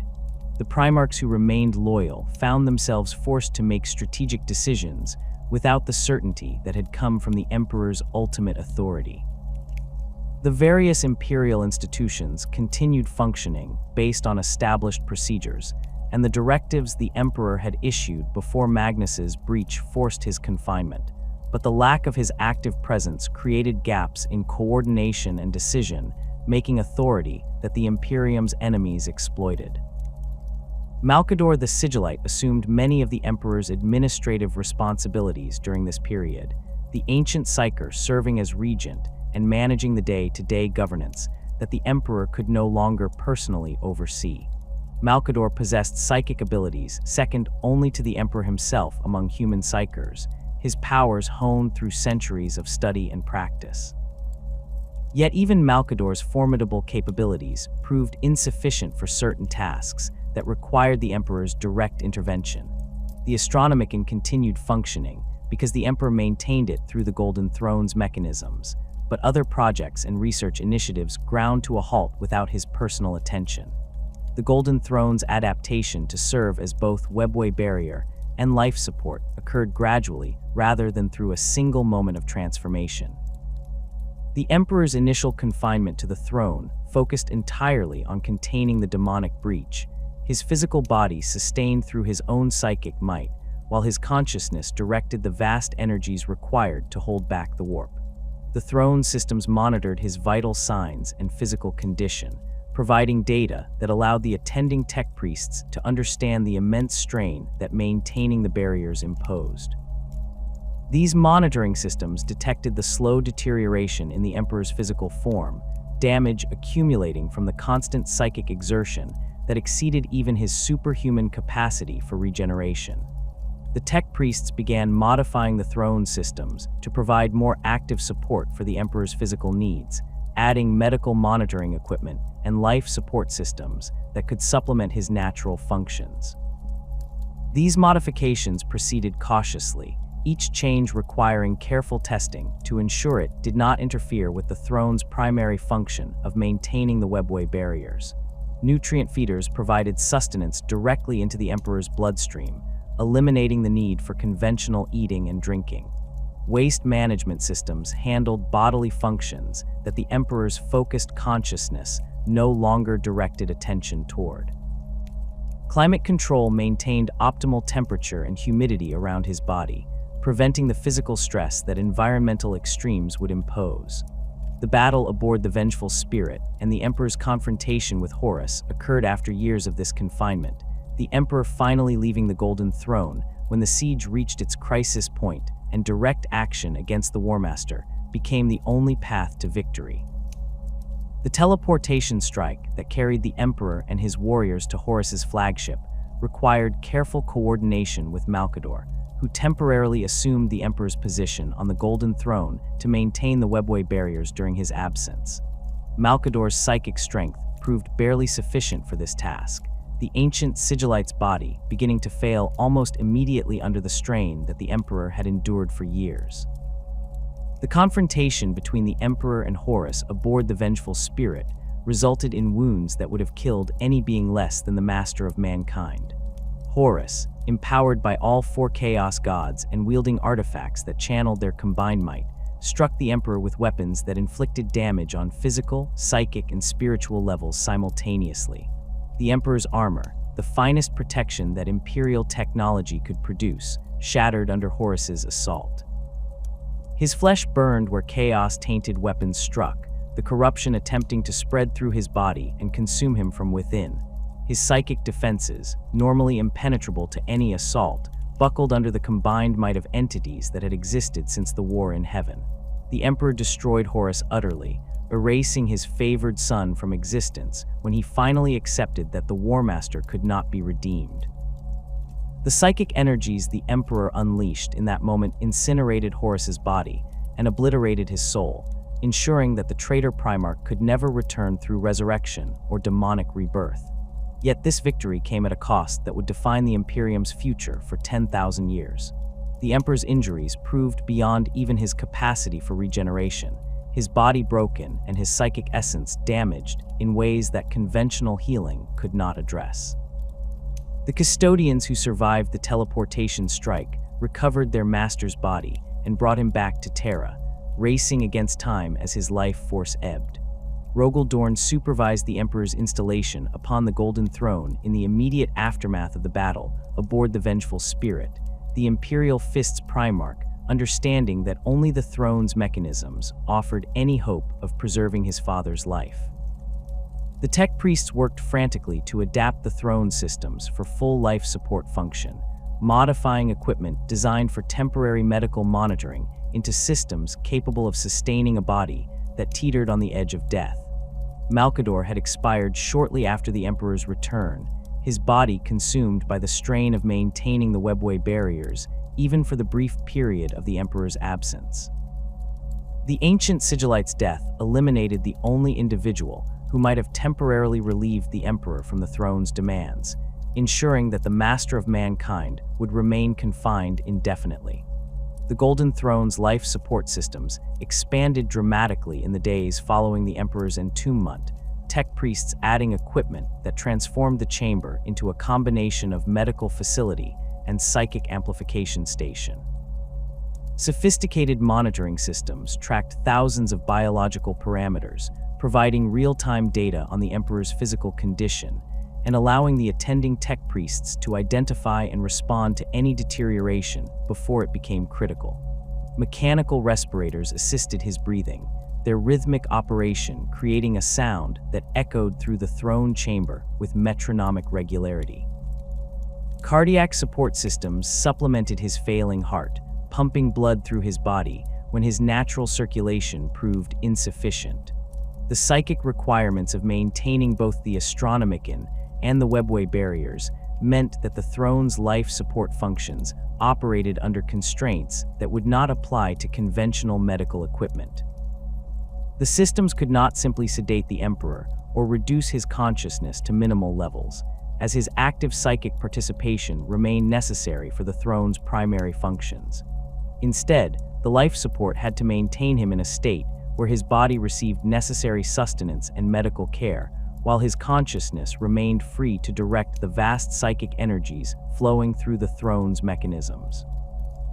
This balance proved extraordinarily difficult to achieve, requiring constant adjustment and monitoring by tech priests who gradually developed specialized expertise in maintaining the throne's unique requirements. The Adeptus Mechanicus established a dedicated priesthood to oversee the Golden Throne's operation, tech priests who devoted their entire existence to understanding and maintaining the device that sustained the Emperor's life. These priests came primarily from Mars, selected for their technical expertise and their absolute loyalty to the Imperium. They underwent extensive training in the throne's systems, learning not just the mechanical and electronic components, but also the psychic principles that governed its operation. The throne's complexity exceeded anything else in the Imperium's arsenal, its mechanisms combining technologies from different eras and different sources into a synthesis that no single individual fully comprehended. The priests maintained detailed records of every aspect of the throne's operation, documenting the settings and configurations that proved most effective at sustaining the Emperor's life, while allowing him to maintain the Astronomican and webway barriers. These records accumulated into vast archives that filled entire chambers adjacent to the throne room, data cores, and physical documents that represented humanity's collective understanding of the device. Yet despite this documentation, much about the throne's operation remained mysterious even to those who tended it daily. Certain components functioned through principles that imperial science could not explain, their operation maintained through careful observation and replication of procedures that worked even when the underlying mechanisms remained obscure. The throne's power requirements increased steadily as the centuries passed, the mechanisms requiring ever greater amounts of energy to sustain their function. The plasma reactors that fed the throne drew power from Terra's geothermal energy, tapping into the planet's internal heat through systems that extended deep into the mantle. Additional reactors came online as the throne's demands grew, each new power source requiring extensive construction and careful integration with existing systems. The tech priests calculated that the throne's power consumption exceeded that of entire hive cities, its operation consuming resources on a scale that would bankrupt lesser worlds. Yet the Imperium devoted whatever resources proved necessary, understanding that the throne's failure would mean not merely the Emperor's death, but the loss of the Astronomican and the potential collapse of the webway barriers. The daily sacrifice of psychers to fuel the Astronomican continued and intensified, the numbers required increasing as the Emperor's ability to sustain the beacon through his own power alone diminished. The black ships maintained their endless circuit through Imperial space, gathering psychers from every world and transporting them to Terra for evaluation and processing. Those deemed suitable for the Astronomican's choir entered the chambers adjacent to the throne room, their life force consumed in the process of maintaining the psychic beacon that allowed navigator-guided ships to traverse the galaxy. The tech priests calculated that approximately 1,000 psychers died daily by the 31st millennium's end, a number that would increase in subsequent centuries as the throne's efficiency continued declining. The Mechanicus priesthood understood that the Golden Throne was failing, its ancient mechanisms deteriorating despite their best efforts at maintenance and repair. Components that broke could sometimes be replaced with newly manufactured parts, but other elements proved impossible to replicate using contemporary Imperial technology. The throne incorporated standard template construct components whose production methods had been lost, archaeotech whose principles remained poorly understood, and materials that could not be synthesized through any known process. When these irreplaceable components failed, the tech priests could only attempt repairs that grew increasingly desperate as their understanding proved insufficient for proper restoration. The search for solutions to the throne's deterioration became one of the Imperium's highest priorities, though this urgency remained hidden from the general population, who knew nothing of the crisis brewing within the palace's deepest chambers. The Mechanicus dispatched expeditions to recover archaeotech that might provide insights into the throne's construction or yield components that could replace failing systems. These expeditions ranged across the galaxy, investigating rumors of Dark Age facilities and examining xenotech that might incorporate relevant principles.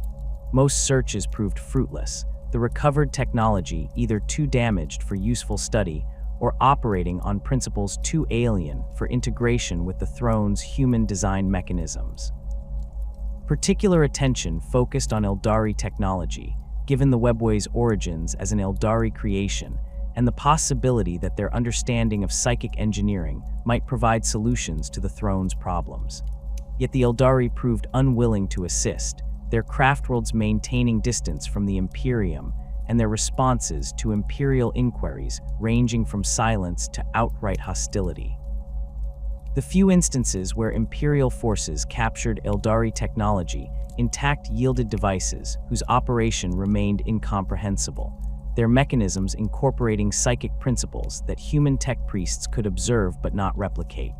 The Eldari's organic approach to technology, where devices grew rather than being assembled, proved fundamentally incompatible with Imperial manufacturing methods. The tech priests developed increasingly elaborate maintenance procedures as their understanding of the throne's deterioration grew, implementing redundant systems and backup mechanisms intended to provide continued operation even as primary components failed.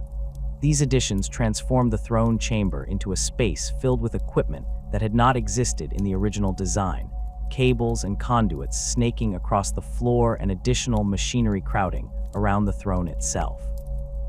The chamber's appearance became progressively more chaotic as emergency repairs and modifications accumulated, each intervention addressing an immediate crisis while potentially creating complications for future maintenance.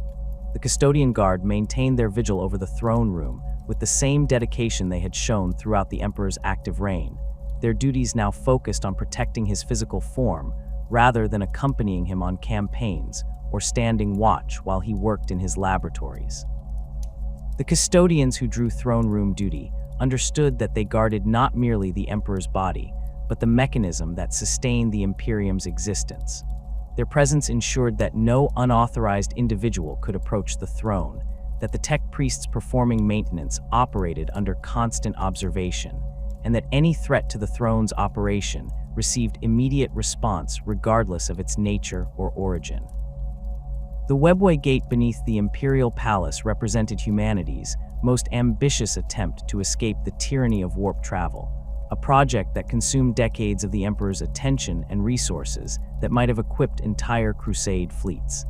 The gate itself occupied chambers carved from Terra's mantle at depths where the rock glowed with internal heat and pressure that would have crushed unprotected humans instantly.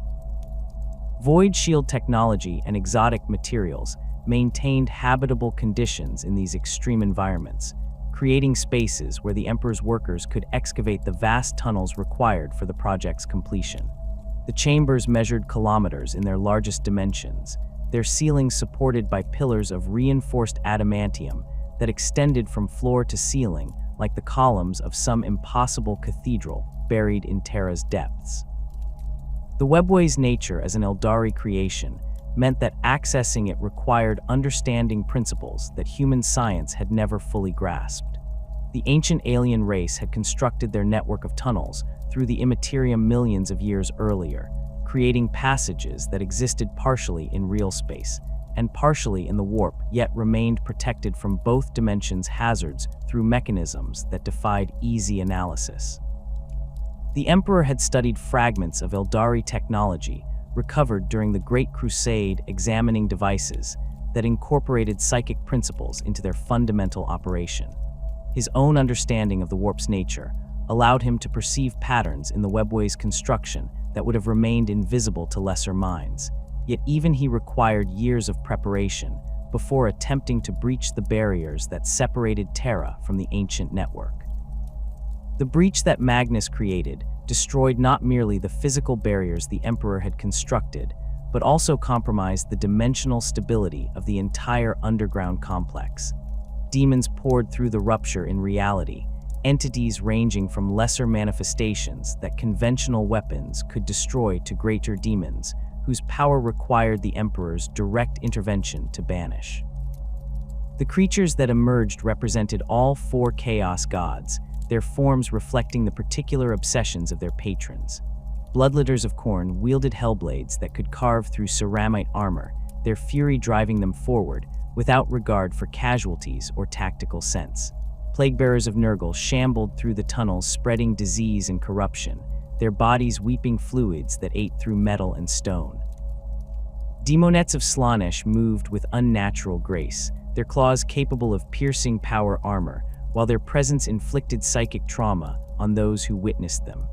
Horrors of Tzeentch hurled warp fire that burned without heat, flames that consumed matter by unmaking the atomic bonds that held it together. The Emperor's confinement to the Golden Throne meant that the war in the Webway fell to the Custodian Guard and the Sisters of Silence, forces that possessed capabilities specifically suited to combating demonic threats. The Custodians deployed into the breached tunnels in their hundreds, their guardian spears and sentinel blades proving effective against entities that conventional Imperial forces struggled to harm. Each Custodian fought as an individual champion rather than as part of a coordinated formation, their combat doctrine emphasizing personal skill and adaptability over the unit tactics that Space Marines employed. This approach served them well in the Webway's unstable environment, where the tunnel's geometry shifted unpredictably and where engagements occurred at ranges that varied from meters to hundreds of meters depending on local conditions. The Sisters of Silence provided capabilities that proved even more crucial than the Custodians' martial prowess.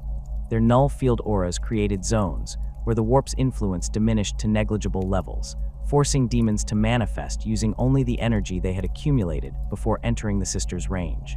Demons caught within these null fields found their power draining rapidly, their physical forms becoming vulnerable to conventional damage as the psychic energies sustaining them dissipated. The Sisters advanced behind the Custodians, their presence turning areas where demons had held advantage into killing grounds, where the Emperor's warriors could destroy the entities through sustained fire and melee combat. The Mechanicum contributed forces that included Legio Cybernetica battle automata, robots controlled through Cortex controllers that allowed tech priests to direct them into combat without risking human lives unnecessarily.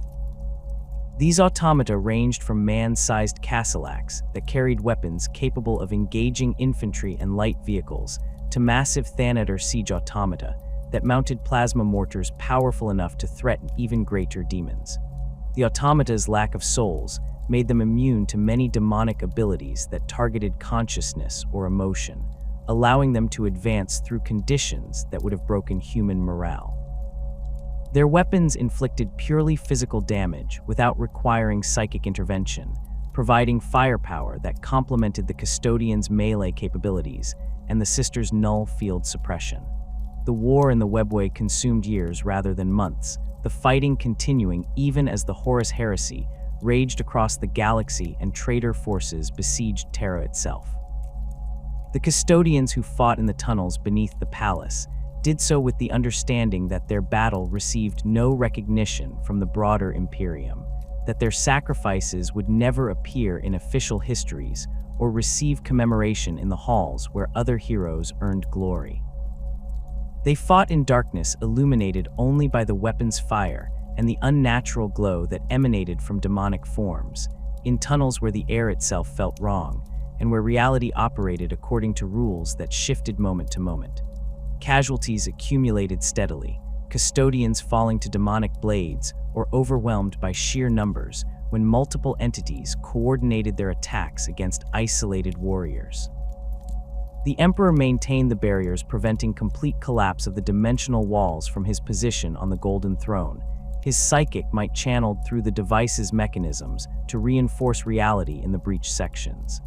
The strain of this effort exceeded anything he had previously attempted, requiring constant focus and energy expenditure that left him unable to attend to other matters requiring his attention.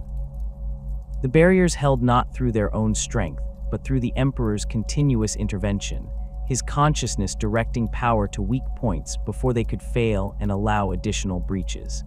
Tech priests monitoring the throne systems observed the immense psychic energies flowing through its mechanisms, power levels that would have incinerated any psyker less than the master of mankind attempting to channel such forces.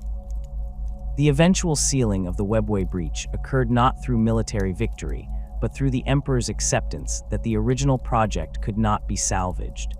The dimensional damage proved too extensive for repair, the barriers between real space and the warp compromised beyond any hope of restoration to their intended function. The Emperor directed his remaining strength toward establishing a permanent seal that would contain the demonic forces within the breach sections, while preventing further expansion into either the palace proper or the broader webway network.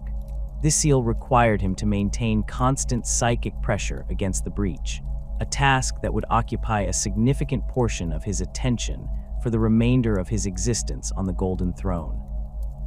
The sealed sections became known as the Dark Labyrinth, a network of tunnels and chambers where demons remained trapped but not destroyed, their presence a constant threat that required eternal vigilance. The Custodian Guard established permanent watch posts at every access point to the sealed areas, positions manned by warriors who understood that any breach in the Emperor's seal would allow demonic forces to flood into the palace's inhabited sections.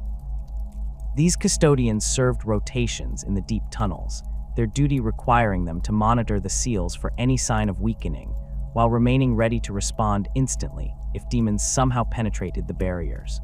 The psychological toll of this service proved severe even for warriors of the custodians' mental fortitude, the knowledge that only the Emperor's failing strength stood between them and demonic invasion creating stress that accumulated over years of service.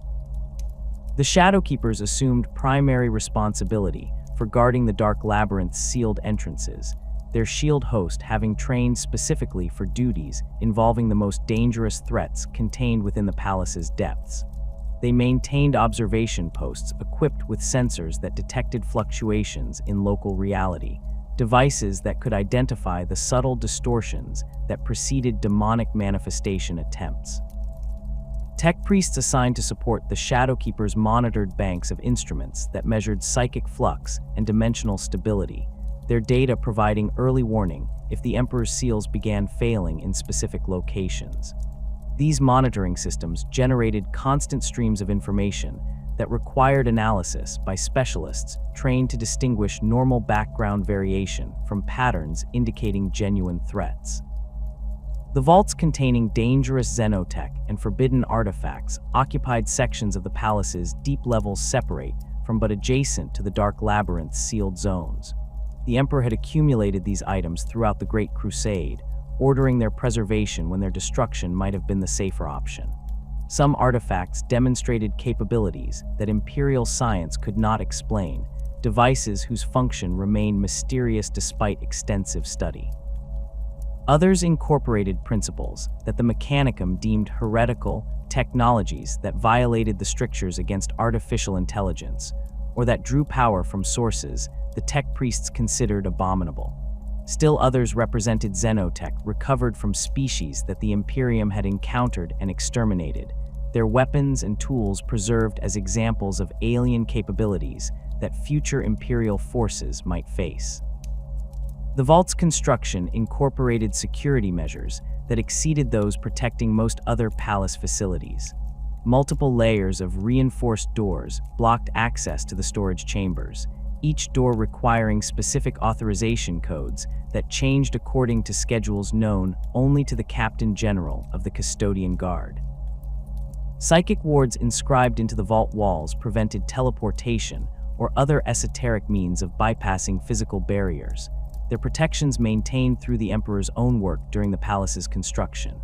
Stasis fields preserved artifacts that might deteriorate or malfunction if exposed to normal environmental conditions, creating zones where time itself operated at different rates, and where objects remained frozen in the exact state they had occupied when first placed in storage. Certain vaults contained items recovered from the Eldari xenotech that demonstrated the ancient race's mastery of psychic engineering and their fundamentally different approach to technology. Shuriken weapons lay in storage racks, their magazines still loaded with the monomolecular discs that could shred armor through volumetric fire. Wraithbone constructs occupied climate-controlled chambers, the psychically active material that formed the basis of Eldari construction methods remaining inert without psychic activation, but still radiating subtle energies that monitoring equipment detected. Spirit stones rested in specially prepared containers, the psychically imprinted crystals that Eldari used to preserve their souls after death, representing artifacts whose true nature the Imperium understood only partially despite decades of study. Other vaults held items recovered from the orc species, crude but effective weapons that demonstrated the greenskins' instinctive understanding of mechanics despite their lack of formal technical knowledge. Power claws capable of tearing through vehicle armor sat alongside Shuda weapons, whose operation violated multiple principles of ballistics, yet functioned reliably in orc hands. The Mechanicum had studied these weapons extensively, attempting to understand how devices assembled from scrap metal and random components could achieve effectiveness comparable to properly manufactured Imperial equipment. The research yielded few practical insights, the orcs' technology apparently functioning through principles that human science could not replicate. Artifacts recovered from human colonies isolated since the Age of Strife occupied entire vault sections, their contents representing a cross-section of humanity's technological capabilities during the period before Old Knight's catastrophes. Some items demonstrated capabilities that exceeded contemporary Imperial technology, standard template construct devices whose operation remained reliable despite millennia of storage. Others incorporated principles that the Mechanicum deemed too dangerous for general use, artificial intelligence systems, or weapons that drew power from the warp without proper safeguards.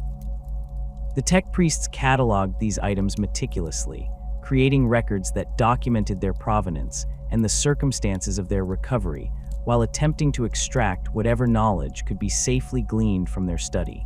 The most dangerous artifacts occupied vaults protected by measures that went beyond physical security or psychic wards. These items radiated corruption or demonstrated properties suggesting chaos taint, their presence representing threats that could not be safely destroyed through conventional means. Demon weapons taken from chaos champions during the heresy lay bound in chains inscribed with the Emperor's own wards, their blades still hungry for souls despite their imprisonment. Books containing forbidden knowledge sat in stasis fields that prevented their pages from being read, tomes whose contents could drive readers to madness or corruption through mere exposure to the words they contained. Artifacts whose origins remained completely unknown occupied isolated chambers, objects that monitoring equipment detected, but whose nature defied all attempts at analysis. The Captain General of the Custodian Guard maintained ultimate authority over the vault's contents and the protocols governing access to stored items. This authority derived from the Emperor's direct commands issued during the palace's construction, instructions that established the custodians as guardians of knowledge and artifacts too dangerous for other Imperial institutions to handle. The Captain General alone possessed the codes required to access the most secure vaults, knowledge passed from one holder of the office to the next through methods that ensured continuity while preventing unauthorized access. Each Captain General studied detailed inventories of the vault's contents upon assuming office, learning what items lay in storage and why the Emperor had deemed them worthy of preservation rather than destruction. Access to vault contents required approval from the Captain General, even for tech priests conducting authorized research or inquisitors investigating specific threats. The approval process involved extensive verification of the requester's identity and intentions, background checks that confirmed their loyalty, and examined their history for any indication of corruption or compromise. Most requests received denial, the Captain General's default position being that stored items should remain sealed unless compelling reasons existed for their examination. The few requests that received approval came with strict conditions regarding handling procedures and observation protocols, requirements designed to minimize risks while allowing necessary research or investigation to proceed. Hidden chambers throughout the palace's depths contained additional secrets known only to the Captain General and select senior custodians, spaces whose existence remained unrecorded in official palace documentation. These chambers served various purposes that the emperor had deemed necessary, but too sensitive for general knowledge. Some contained backup systems for critical palace functions, redundant mechanisms that could assume operation if primary systems failed. Others housed research materials or experimental equipment that the emperor had worked with personally, projects abandoned or placed in indefinite suspension when more pressing matters demanded his attention. Still others represented bolt holes or escape routes, passages that connected different palace sections through paths that bypassed normal access corridors and security checkpoints. The palace's deep levels extended far beyond the chambers that appeared on official maps, tunnels and spaces carved during different construction phases or excavated for purposes that subsequent generations had forgotten. Some sections dated to the techno-barbarian era, fortifications built by the warlords who had ruled the Himalasia before the emperor's conquest. Others represented facilities from the Age of Strife or earlier periods, structures that had survived Terra's environmental catastrophes through a combination of robust construction and fortunate positioning. The custodians maintained partial maps of these deep sections, their knowledge accumulated through centuries of exploration and patrol duties. Yet even they acknowledged that unexplored areas remained where no imperial forces had ventured since the palace's construction began. Certain chambers in the deep levels contained machinery whose purpose remained unknown despite extensive study by tech priests and custodian scholars. These devices predated the Imperium by millennia, their construction suggesting they originated during humanity's dark age of technology or possibly even earlier periods. Some continued operating despite the passage of ages, their function apparently automatic, and their power sources still sufficient after thousands of years. Others sat dormant, their activation mechanisms unknown, or their power supplies exhausted beyond any hope of restoration. The tech priests cataloged these devices according to Mechanicum protocols, documenting their appearance and any detectable emissions while avoiding direct interference that might trigger unknown functions or defensive systems.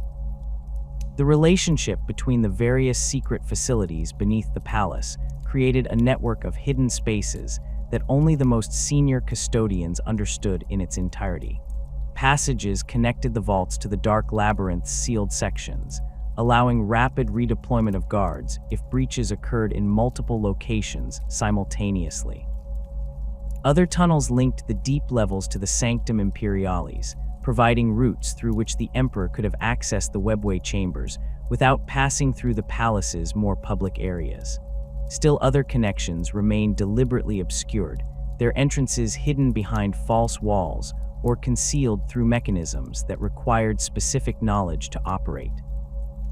The eternal vigil maintained against potential demonic incursion from the dark labyrinth represented a burden that the custodian guard would carry for as long as the Imperium endured. The sealed sections contained threats that could never be truly eliminated, only contained through the Emperor's failing strength and the constant watchfulness of his guardians. Each generation of custodians trained their successors in the protocols governing the deep-level patrols, passing down knowledge of the monitoring systems and the signs that might indicate seal degradation.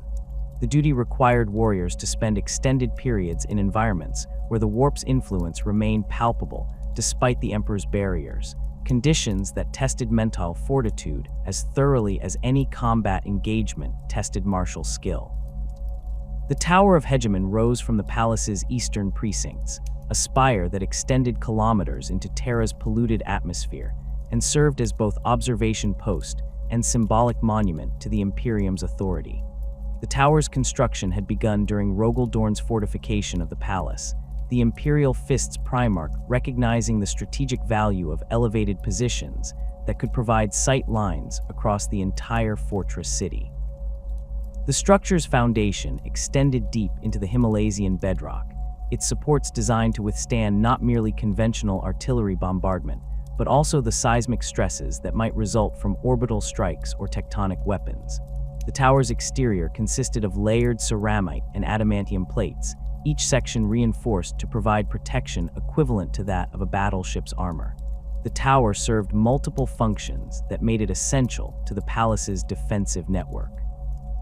Auger arrays positioned throughout its upper levels provided surveillance coverage that extended hundreds of kilometers in all directions, their sensors capable of detecting approaching aircraft, ground vehicles, or troop movements well before they could threaten the palace proper. These arrays incorporated technologies recovered from multiple sources, combining standard template construct components with more recent imperial innovations to create systems whose capabilities exceeded those available to most planetary defense installations. Tech priests maintained constant watch over the auger displays, their training allowing them to distinguish genuine threats from the background noise generated by Terra's billions of inhabitants and countless industrial facilities. The upper levels housed weapon batteries that could engage targets at extreme range, macro cannons whose shells could reach targets beyond visual range, and lance batteries capable of striking aircraft or orbital vessels that ventured too close to Terra's surface. These weapons remained manned at all times by crews drawn from the Imperial Army regiments assigned to palace garrison duty, soldiers who understood that their position represented one of the Imperium's most critical defensive posts. The weapon crews conducted regular drills that tested their ability to acquire and engage targets under various conditions, their training emphasizing speed and accuracy over the volume of fire that planetary defense installations typically prioritized. Observation decks positioned at various heights throughout the tower provided vantage points where senior Imperial officials could survey the palace complex and the transformed Himalaysian landscape beyond. These decks incorporated armor glass viewports capable of withstanding direct hits from anti-aircraft weapons, their transparency maintained through regular cleaning by servitors who worked suspended on cables along the tower's exterior. The views from these positions encompassed the entire palace fortress city, allowing observers to see the massive walls that Dorn had constructed, the defensive bastions positioned throughout the complex, and the sprawling districts where millions of palace inhabitants lived and worked. The Tower of Hegemon gained additional significance during the Siege of Terra, when it served as an observation post that allowed Dorn to monitor traitor force movements across multiple sectors simultaneously. The Imperial Fists Primarch spent considerable time in the tower's command center, studying auger displays and coordinating defensive responses to traitor assaults against various sections of the palace perimeter. The tower's communications equipment allowed him to maintain contact with commanders throughout the defensive network, issuing orders and receiving reports that informed his understanding of the siege's progress. The tower survived the siege intact despite attracting considerable traitor attention, its robust construction and defensive systems proving sufficient to withstand the bombardment that traitor forces directed against it. Other spires throughout the palace served similar combinations of defensive and observational purposes, their positions selected to provide overlapping coverage that eliminated blind spots in the fortress city's surveillance network. The Spire of Vigilance occupied a position in the western precincts, its auger arrays focused on approaches from that direction, and its weapon batteries positioned to engage threats that might bypass the outer defensive walls. The Tower of Angels rose near the palace's northern edge, its name commemorating the Blood Angels' legion's contributions to Terra's defense during the heresy. Each spire maintained its own garrison and technical staff, creating a network of semi-independent strong points that could continue functioning even if communications with Central Command became disrupted. The Hall of Heroes occupied a prominent position within the Inner Palace, a vast chamber dedicated to commemorating the Primarchs and the achievements of the Great Crusade before the heresy's betrayals tore the Imperium apart. The hall's construction had begun during the Great Crusade's height, when the Emperor's sons led their legions in conquering the galaxy and bringing human worlds into compliance. The original design called for 20 statues representing the 20 Primarchs, each sculpture positioned to reflect the particular Primarch's character and achievements. The hall's architecture emphasized grandeur without excessive ornamentation, its proportions calculated to inspire awe while maintaining the martial character appropriate to monuments honoring warriors. The statues themselves stood approximately 10 meters in height, carved from various materials that reflected each Primarch's homeworld or the character of their legion. Horus Lupercal's statue had been crafted from black marble quarried from Thonia, the War Master's figure depicted in full battle plate with his power claw worldbreaker raised in salute. Rogel Dorn's likeness rose from golden stone imported from Inwit, the Imperial Fist's Primarch shone, studying architectural plans as befitted his role as the palace's primary fortifier. Sanguinius stood with wings spread, the Blood Angel's Primarch carved from white marble that captured something of his otherworldly beauty despite the stone's limitations as a medium. The heresy's outbreak forced reconsideration of the hall's purpose and the disposition of certain statues. The traitor Primarch's likenesses presented a problem that required careful handling, their achievements during the Great Crusade remaining genuine despite their subsequent betrayals. Rogel Dorn ordered the removal of statues depicting the traitor Primarchs in the immediate aftermath of the siege, recognizing that their continued presence would inflict psychological wounds on palace inhabitants who had suffered during the traitor assault. The removed statues received storage in sealed vaults rather than destruction, Dorn's sense of history preventing him from ordering the complete erasure of his brother's contributions to the Imperium's expansion despite their treachery. The spaces where traitor Primarch statues had stood remained empty initially, creating gaps in the hall's symmetry that served as visible reminders of the heresy's cost. Later administrations filled some of these spaces with monuments to other heroes who had distinguished themselves during the siege or in subsequent conflicts defending the Imperium. A statue of Malcador the Sigillite occupied the position where Magnus the Red's likeness had stood, the ancient psyker depicted seated rather than standing in recognition of his role as administrator and advisor rather than warrior. Other spaces received monuments to chapter masters or lord commanders who had earned special recognition through their service, though these later additions never quite matched the original Primarch statues in artistic quality or emotional impact. The hall's walls bore carved reliefs depicting scenes from the Great Crusade's major campaigns, their imagery celebrating victories that had brought entire sectors into imperial compliance. The Ulanner triumph received extensive coverage, multiple panels showing the massive parade where the Emperor had elevated Horus to War Master, and where millions of imperial forces had celebrated humanity's greatest military victory. Other panels depicted the compliance of Prospero before Magnus's censure, the conquest of Monarchia before the Word-Bearer's fall, and countless smaller engagements where Space Marine legions had demonstrated their superiority over humanity's enemies. Visiting the Hall of Heroes became a pilgrimage for imperial officials and military commanders who received permission to enter the inner palace, their tour of the hall serving as reminders of the Imperium's founding principles and the sacrifices that had established humanity's dominion across the galaxy. Guides drawn from the Custodian Guard or senior administratum officials provided commentary on the various monuments, explaining the historical context of depicted events and emphasizing the lessons that contemporary imperial servants should draw from the Great Crusade's example.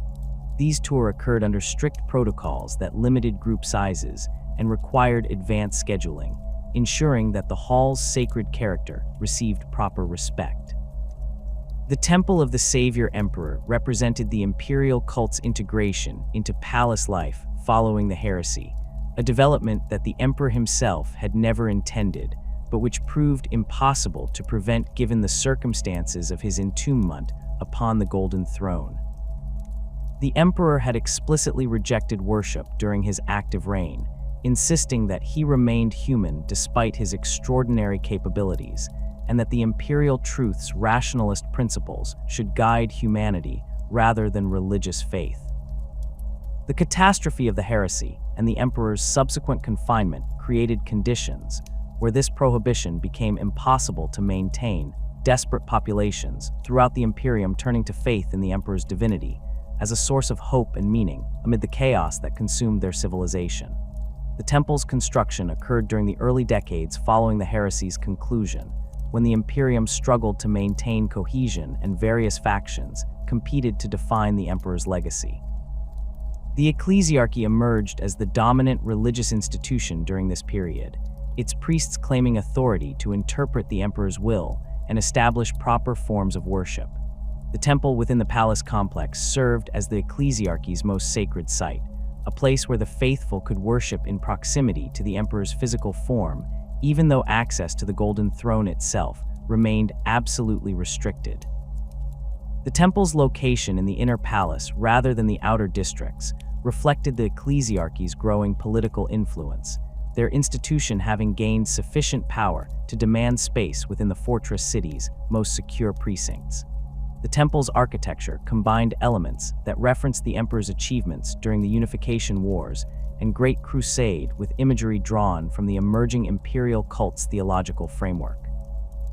Massive columns supported a vaulted ceiling that rose 50 meters above the floor, their surfaces carved with scenes depicting the emperor's battles against Terra's techno-barbarian warlords and his confrontation with Horus aboard the Vengeful Spirit. Stained glass windows filtered light through images of saints and martyrs, individuals who had sacrificed themselves in the emperor's service, and whose examples the ecclesiarchy promoted as models for the faithful to emulate. The altar stood on a raised platform at the chamber's far end, positioned so that worshippers faced toward the Sanctum Imperialis and the Golden Throne beyond, even though multiple walls and security barriers prevented any direct line of sight. Services in the Temple of the Savior Emperor followed liturgies that the ecclesiarchy had developed through synthesizing elements from various Terran religious traditions with new material composed specifically to honor the emperor. Priests led congregations in prayers that asked for the emperor's protection against the Imperium's enemies and guidance in fulfilling their duties to humanity. Hymns celebrated the emperor's victories and the sacrifices of heroes who had fallen defending the Imperium, their verses emphasizing themes of duty, sacrifice, and unwavering faith in the emperor's ultimate triumph. Incense burners filled the temple with aromatic smoke during major ceremonies, their scents carefully selected to create an atmosphere conducive to contemplation and religious devotion. The custodian guard maintained a complicated relationship with the temple and the ecclesiarchy's activities within the palace. The custodians had served the emperor during his active reign and understood his opposition to being worshipped as a deity, yet they also recognized that preventing the imperial cult's spread had become impossible following his entombment. The guard established protocols that allowed the ecclesiarchy to operate within designated areas while preventing any encroachment on the custodian's core responsibilities or interference with the Golden Throne's operation. Custodians attended major temple ceremonies in their capacity as palace defenders rather than as worshippers, their presence serving to maintain security rather than indicating endorsement of the ecclesiarchy's theological claims. The temple complex included facilities beyond the main worship space, chambers where priests conducted their administrative work, and where pilgrims who had received special permission to visit could spend time in contemplation. Libraries contained copies of approved religious texts, volumes that explained imperial cult theology, and provided guidance on proper forms of worship. Scriptoriums employed scribes who produced illuminated manuscripts depicting scenes from the emperor's life and the lives of recognized saints, their work creating artifacts that other temples throughout the Imperium could request as gifts or purchase to enhance their own facilities. Workshops produced religious items ranging from simple prayer beads to elaborate reliquaries designed to house fragments of saints' remains or other sacred objects. Memorial sites throughout the palace commemorated fallen custodians and other defenders who had given their lives protecting the emperor and his domain. The Garden of Heroes occupied a courtyard within the inner palace, a space where the names of every custodian who had fallen since the organization's founding appeared inscribed on walls of black marble. The garden's design emphasized simplicity over grandeur, its creators understanding that the custodian's service required no elaborate monuments to establish its significance. Trees imported from various worlds throughout the Imperium provided shade and greenery, their presence creating an environment where visitors could contemplate the sacrifices that had preserved the Imperium through millennia of conflict. Each fallen custodian's name appeared alongside the date of their death and a brief notation indicating the circumstances under which they had fallen. Some entries dated to the Unification Wars, recording custodians who had died during the Emperor's conquest of Terra before the Great Crusade began. Others marked losses during the Crusade itself, warriors who had accompanied the Emperor on campaigns and fallen protecting him during battles against alien civilizations or human empires that refused compliance. The largest concentration of names corresponded to the Horus Heresy, particularly the Siege of Terra and the War in the Webway, conflicts that had consumed custodians in numbers that the organization had never experienced before or since. The memorial practices surrounding fallen custodians reflected their unique status within the imperial hierarchy. Unlike Space Marines who received extensive funeral rites and whose gene seed required recovery for implantation in new recruits, custodians received simpler ceremonies that emphasized their individual character rather than their role as components of a larger military formation. The Captain General personally oversaw memorial services for fallen custodians, speaking about the deceased warriors' achievements and character before an assembly of their brothers. The fallen custodians' equipment received inspection and maintenance before being returned to the Hall of Armaments for eventual assignment to a replacement. This recycling of war gear reflecting the practical necessities of maintaining an organization whose numbers remained fixed at 10,000. Other memorial sites commemorated defenders from different organizations who had contributed to the palace's protection during critical moments. A monument near the Eternity Gate honored the Imperial Fists who had held that position during the Siege of Terra, their names inscribed on golden plaques that listed each warrior by name and company. The memorial's placement allowed anyone approaching the gate to see the names of those who had defended it, creating a constant reminder of the sacrifices that had prevented traitor forces from breaching into the Sanctum Imperialis. Similar monuments appeared throughout the palace complex, marking locations where significant defensive actions had occurred and ensuring that the memories of those who had fought there would endure. The Sisters of Silence maintained their own memorial within their quarters, a chamber where the names of fallen sisters appeared inscribed in silver rather than gold. The memorial's design reflected the Silent Sisterhood's character, its aesthetic emphasizing functionality over decoration, while still conveying appropriate respect for those commemorated. The sisters conducted their memorial ceremonies in silence, their inability to speak lending these occasions a solemnity that words could not have enhanced. The memorial chamber served as a gathering place where sisters could honor their fallen comrades and contemplate the costs of their eternal war against psychers and demonic threats. The Lucifer Blacks established a memorial hall within their barracks that displayed the unit colors and honors accumulated through millennia of service to various Terran powers before their incorporation into Imperial service. Regimental standards hung from the walls, their fabric preserved through careful maintenance and occasional restoration when age threatened their integrity. Display cases contained medals and decorations awarded to individual soldiers who had distinguished themselves in combat, creating a visual history of the regiment's service that newer members could study to understand their unit's traditions and expectations. The Memorial Hall served as both museum and shrine, a space where the Lucifer Blacks maintained connection to their long history while honoring those who had upheld the regiment's reputation through their service. Human defenders from Imperial Army regiments that had participated in the palace's defense during the siege received commemoration through monuments positioned in the outer districts where most of the fighting had occurred. These memorials took various forms depending on the preferences of the units being honored and the resources available for their construction. Some consisted of simple stone markers bearing unit designations and casualty figures, their plainness reflecting the practical character of the soldiers they commemorated. Others incorporated more elaborate designs that included carved reliefs depicting combat scenes or statuary representing typical soldiers from the honored units. The placement of these memorials throughout the outer districts ensured that palace inhabitants encountered constant reminders of the ordinary humans who had fought and died defending Terra against the traitor assault.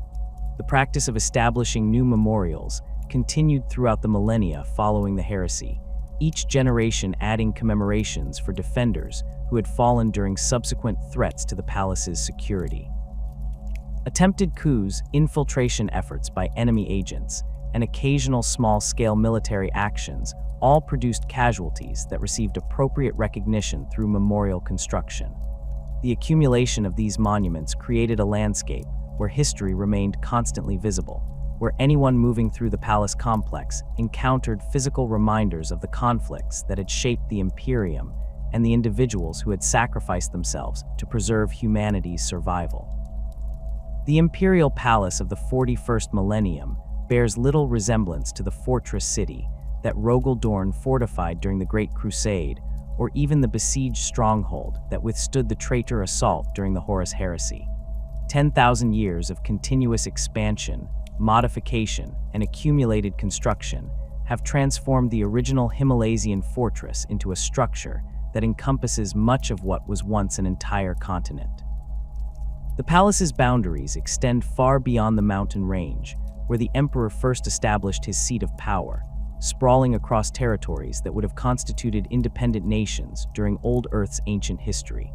Exact measurements of the palace's current extent remain impossible to calculate with precision, the complex having grown organically through millennia of additions that followed no unified plan and whose records exist in fragmentary form across countless archives. The expansion occurred through necessity rather than deliberate design, each generation adding structures to accommodate growing administrative requirements and increasing populations of servants, officials, and military personnel required to maintain the Imperium's governmental machinery. New districts rose on the foundations of older sections that had been demolished or simply built over, creating layers of construction that extended both upward into Terra's polluted atmosphere and downward into bedrock that had been excavated and re-excavated multiple times. The palace's current population defies accurate census, estimates ranging from several billion to over 10 billion individuals, depending on whether counts include transient populations like pilgrims who remain within the complex temporarily or focus solely on permanent residents with official palace assignments. The Administratum maintains the largest presence among the palace's various institutions, its offices and archive facilities consuming vast sections of the complex where millions of scribes, lex mechanics, and data analysts process the endless documentation that imperial governance generates. The department responsible for tracking tithe assessments alone employs personnel numbering in the hundreds of thousands, their work requiring constant attention as reports arrive from across the Imperium detailing planetary production levels and compliance with imperial demands. Other Administratum divisions handle military logistics, maintaining records of Imperial Guard Regiment deployments and equipment allocations that allow senior commanders to understand force distributions across the galaxy's war zones. Still others manage the complex system of permits and authorizations required for travel between different palace districts, their bureaucratic procedures creating barriers that prevent unauthorized movement while theoretically allowing legitimate business to proceed. The Adeptus Ministorum has expanded its presence dramatically since the imperial cult's early establishment following the heresy, the ecclesiarchy now maintaining numerous temples, shrines, and administrative facilities throughout the palace complex. The Temple of the Savior Emperor remains the most significant of these religious sites, but countless smaller chapels serve the spiritual needs of palace inhabitants who cannot access the main temple due to security restrictions or simple distance. Ecclesiarchy priests number in the tens of thousands within the palace, their duties ranging from conducting services for the faithful to managing the complex theological bureaucracy that determines official doctrine and approves new saints for veneration. The Ministorum's political influence allows it to maintain facilities in districts that other organizations would find inaccessible, their presence in the inner palace reflecting the ecclesiarchy's status as one of the Imperium's most powerful institutions. The Inquisition operates from facilities whose locations remain deliberately obscured, their headquarters within the palace complex known only to the Inquisitors themselves and the senior custodians responsible for palace security. The Inquisition's presence expanded significantly during the millennia following the heresy, as that organization assumed responsibility for investigating threats to imperial security ranging from chaos corruption to Xenos infiltration.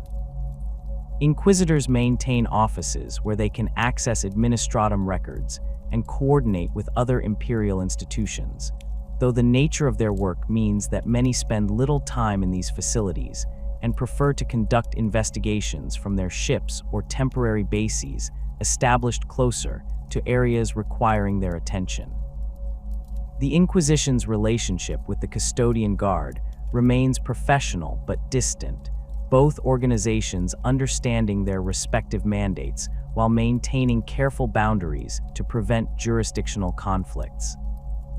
Pilgrims constitute a significant portion of the palace's transient population, faithful imperial citizens who have traveled to Terra seeking proximity to the Emperor's physical form, even though access to the Golden Throne itself remains absolutely forbidden to all but the most senior officials and the tech priests who maintain it. The ecclesiarchy manages pilgrim traffic through a complex system of permits and designated routes that allow visitors to reach certain approved locations, while preventing them from accessing sensitive areas or disrupting palace operations. Pilgrim districts occupy sections of the outer palace, where basic accommodations and services cater to visitors who may spend weeks or months within the complex before departing. These districts have developed their own character over millennia, becoming communities where pilgrims from different worlds interact, and where services ranging from food vendors to religious artifact dealers have established permanent operations. The economic activity generated by pilgrim traffic supports entire industries within the palace complex, merchants and craftsmen producing items that visitors purchase as proof of their pilgrimage or gifts for those who remained home. Certified copies of approved religious texts sell in volumes that require dedicated scriptoriums to maintain adequate supply. Reliquaries containing fragments allegedly taken from sites where saints performed miracles command prices that vary based on the saint's prominence and the relic's purported authenticity. Prayer beads, icons, and countless other devotional items fill market stalls where vendors compete for pilgrim attention through displays that emphasize their merchandise's spiritual significance and imperial approval. Security concerns dominate palace operations in the 41st millennium to an extent that would have seemed excessive even during the siege of Terra. The Custodian Guard maintains its eternal vigil, but the threats they guard against have evolved beyond simple military assault to include infiltration attempts, assassination plots, and the constant danger of chaos corruption manifesting within the palace's own population. Genestealer cults represent a particularly insidious threat. They're hybrid infiltrators capable of passing as normal humans while working to undermine imperial authority from within. The custodians have developed specialized protocols for identifying and eliminating genestealer infiltration, their methods combining traditional investigation techniques with psychic screening and genetic testing that can detect the subtle mutations that mark genestealer hybrids. The discovery of a genestealer cult within the palace complex triggers responses that prioritize complete eradication over any concern for collateral damage to surrounding populations or infrastructure. Custodian kill teams deploy to eliminate identified cult members, their operations conducted with ruthless efficiency that accepts no possibility of escape or negotiation. Sisters of Silence accompany these operations when available, their null field auras disrupting the psychic communion that connects genestealer hybrids to their patriarch and to each other. The Custodian's approach emphasizes speed and overwhelming force, recognizing that allowing cult members time to flee or warn their fellows risks the infection spreading to other palace districts, where detection and elimination become progressively more difficult. Chaos cult activity within the palace represents an even graver threat than genestealer infiltration. The possibility of demonic manifestation within the fortress cities, inhabited areas, creating risks that could escalate from localized incidents to catastrophic breaches, requiring massive military response. The custodians maintain constant surveillance for signs of chaos corruption, their monitoring systems designed to detect the subtle indicators that might reveal cult activity before it reaches critical mass. Unexplained disappearances, reports of unusual gatherings, and evidence of ritual activity all trigger investigations that deploy custodian resources to determine whether genuine threats exist or whether reported incidents result from mundane criminal activity or simple misunderstandings. The Great Rift's opening in the closing years of the 41st millennium fundamentally altered the strategic situation facing palace defenders. The massive warp storm that split the galaxy, creating conditions where demonic incursions became significantly more likely throughout Imperial space, including on Terra itself. The palace's psychic defenses came under unprecedented strain as the Rift's energies washed across the Sol system, the barriers that had held for millennia suddenly facing pressures that threatened to overwhelm systems designed for different threat levels. The Emperor's failing strength meant that maintaining the webway seals required even greater proportions of his attention, leaving less psychic energy available for the Astronomican and other functions that depended on his power. The Custodian Guard responded to the Great Rift's opening by implementing emergency protocols that increased security throughout the palace complex, additional warriors deploying to critical locations, while surveillance systems operated at maximum sensitivity to detect any indication of demonic manifestation. The Shadowkeepers intensified their vigil over the dark labyrinth's sealed sections, their monitoring equipment detecting fluctuations in the Emperor's seals that suggested the demonic entities trapped within were testing the barriers with renewed aggression. Tech priests working on the Golden Throne reported alarming increases in the power required to maintain basic functions, their instruments showing degradation in systems that had operated reliably for millennia, but now struggled under the changed conditions that the Great Rift's presence created. Robute Guilliman's resurrection and return to Terra brought hope to an Imperium that had endured 10,000 years without the Emperor's active guidance or the leadership of any Primarch. The Ultramarines Primarch's revival occurred through a combination of Eldari intervention and the Emperor's own psychic influence, the circumstances of his awakening remaining subjects of intense speculation and theological debate within the ecclesiarchy. Guilliman's arrival at the palace created complications alongside the obvious benefits his presence provided. The returned Primarch's reactions to what the Imperium had become during his long stasis, revealing the vast gulf between the Great Crusade's ideals and the grim reality of the 41st millennium. The Primarch's first audience with the Emperor occurred under circumstances that none who witnessed would discuss in detail, the meeting between father and son taking place in the Golden Throne chamber, with only the most senior custodians present. Guilliman emerged from that audience visibly shaken, his demeanor suggesting that whatever communication had occurred between him and the Emperor had challenged fundamental assumptions about the Imperium's nature and purpose. The Primarch refused to elaborate on what had transpired, his silence on the matter creating speculation that ranged from theological interpretations, claiming the Emperor had imparted divine wisdom, to darker suggestions that Guilliman had learned truths about the Imperium's condition that threatened his ability to continue fighting for its preservation. Guilliman's assumption of the Lord Commander of the Imperium title provided the first unified military leadership that the Imperium had experienced since the heresy's conclusion, his authority deriving from both his status as Primarch and the Emperor's apparent endorsement of his return to active service.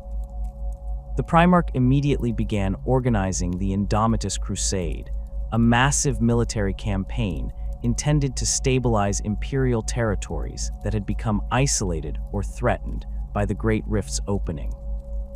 The Crusade's preparation required marshaling resources on a scale that strained even the Imperium's vast industrial capacity, forge worlds throughout the Sol system, working at maximum output to produce the equipment and supplies that millions of space marines and billions of Imperial Guard troops would require.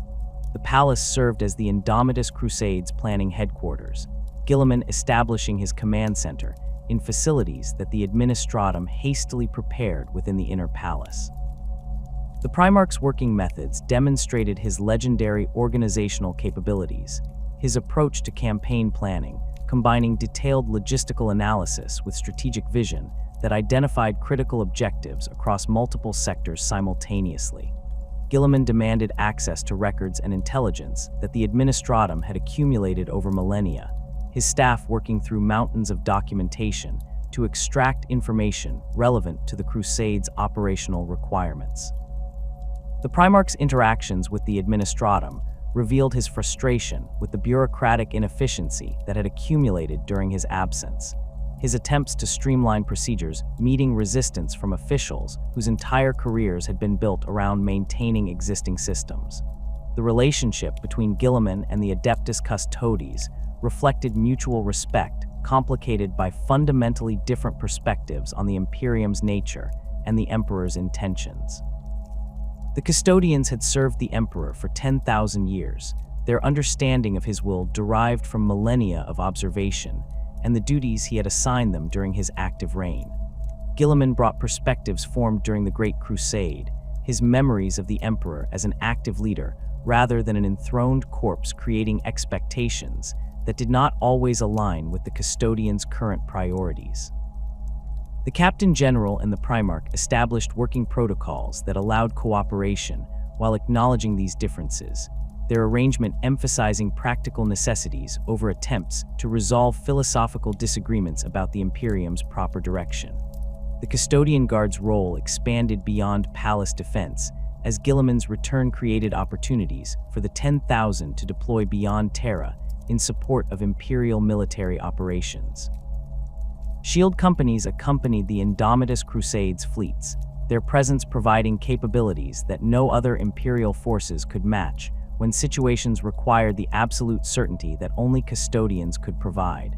These deployments represented departures from the Custodians' traditional focus on palace security, their participation in external operations, reflecting the desperate circumstances that the Great Rift's opening had created throughout Imperial space. The Captain General carefully limited these deployments to ensure that palace defenses never fell below minimum acceptable strength, his calculations balancing the benefits of Custodian participation in critical operations against the risks of reducing Terra's protection. The palace's symbolic importance to Imperial faith reached heights during the 41st millennium that exceeded anything the Emperor had intended when he first established his seat of power in the Himalasia. The fortress city had become the physical center of the Imperial cult, the location where the faithful believed the Emperor's divine presence manifested most strongly despite his physical confinement to the Golden Throne. Ecclesiarchy theology taught that proximity to the palace itself conveyed spiritual benefits, that merely standing within the complex's boundaries brought individuals closer to the Emperor's grace and protection. This belief drove pilgrim traffic that strained the palace's capacity to accommodate visitors, while creating security concerns as millions of faithful sought access to areas that military necessity required remain restricted. The tension between the palace's religious significance and its practical function as the Imperium's administrative and military headquarters created ongoing conflicts that no authority possessed sufficient power to resolve definitively. The ecclesiarchy demanded greater access for pilgrims and expanded facilities for worship, their arguments emphasizing the spiritual needs of the faithful and the Ministerum's role as interpreter of the Emperor's will.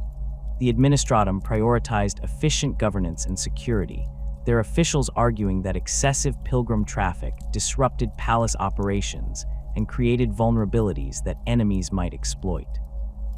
The Custodian Guard maintained their focus on protecting the Emperor and the Golden Throne, their perspective treating all other considerations as secondary to that fundamental duty, regardless of theological or administrative concerns. The palace's physical condition reflected 10 millennia of accumulated construction and inadequate maintenance, vast sections existing in states of disrepair that would have horrified Rogel Dorn had he witnessed what his carefully planned fortifications had become. Entire districts stood abandoned, their populations having relocated to newer areas, while the buildings they left behind slowly deteriorated from neglect. Other sections remained inhabited despite obvious structural problems, their residents lacking resources or authorization to relocate and simply accepting the risks that crumbling infrastructure posed. The administratum maintained nominal responsibility for palace maintenance, but the scale of work required exceeded available resources by orders of magnitude, forcing officials to prioritize critical systems while allowing less essential facilities to decay. The palace's future remained uncertain as the 41st millennium drew toward its close. The combination of the Great Rift's destabilizing influence, the Golden Throne's continued deterioration, and the immense strategic challenges facing the Imperium creating conditions where even the most optimistic projections acknowledged significant risks to Terra's security.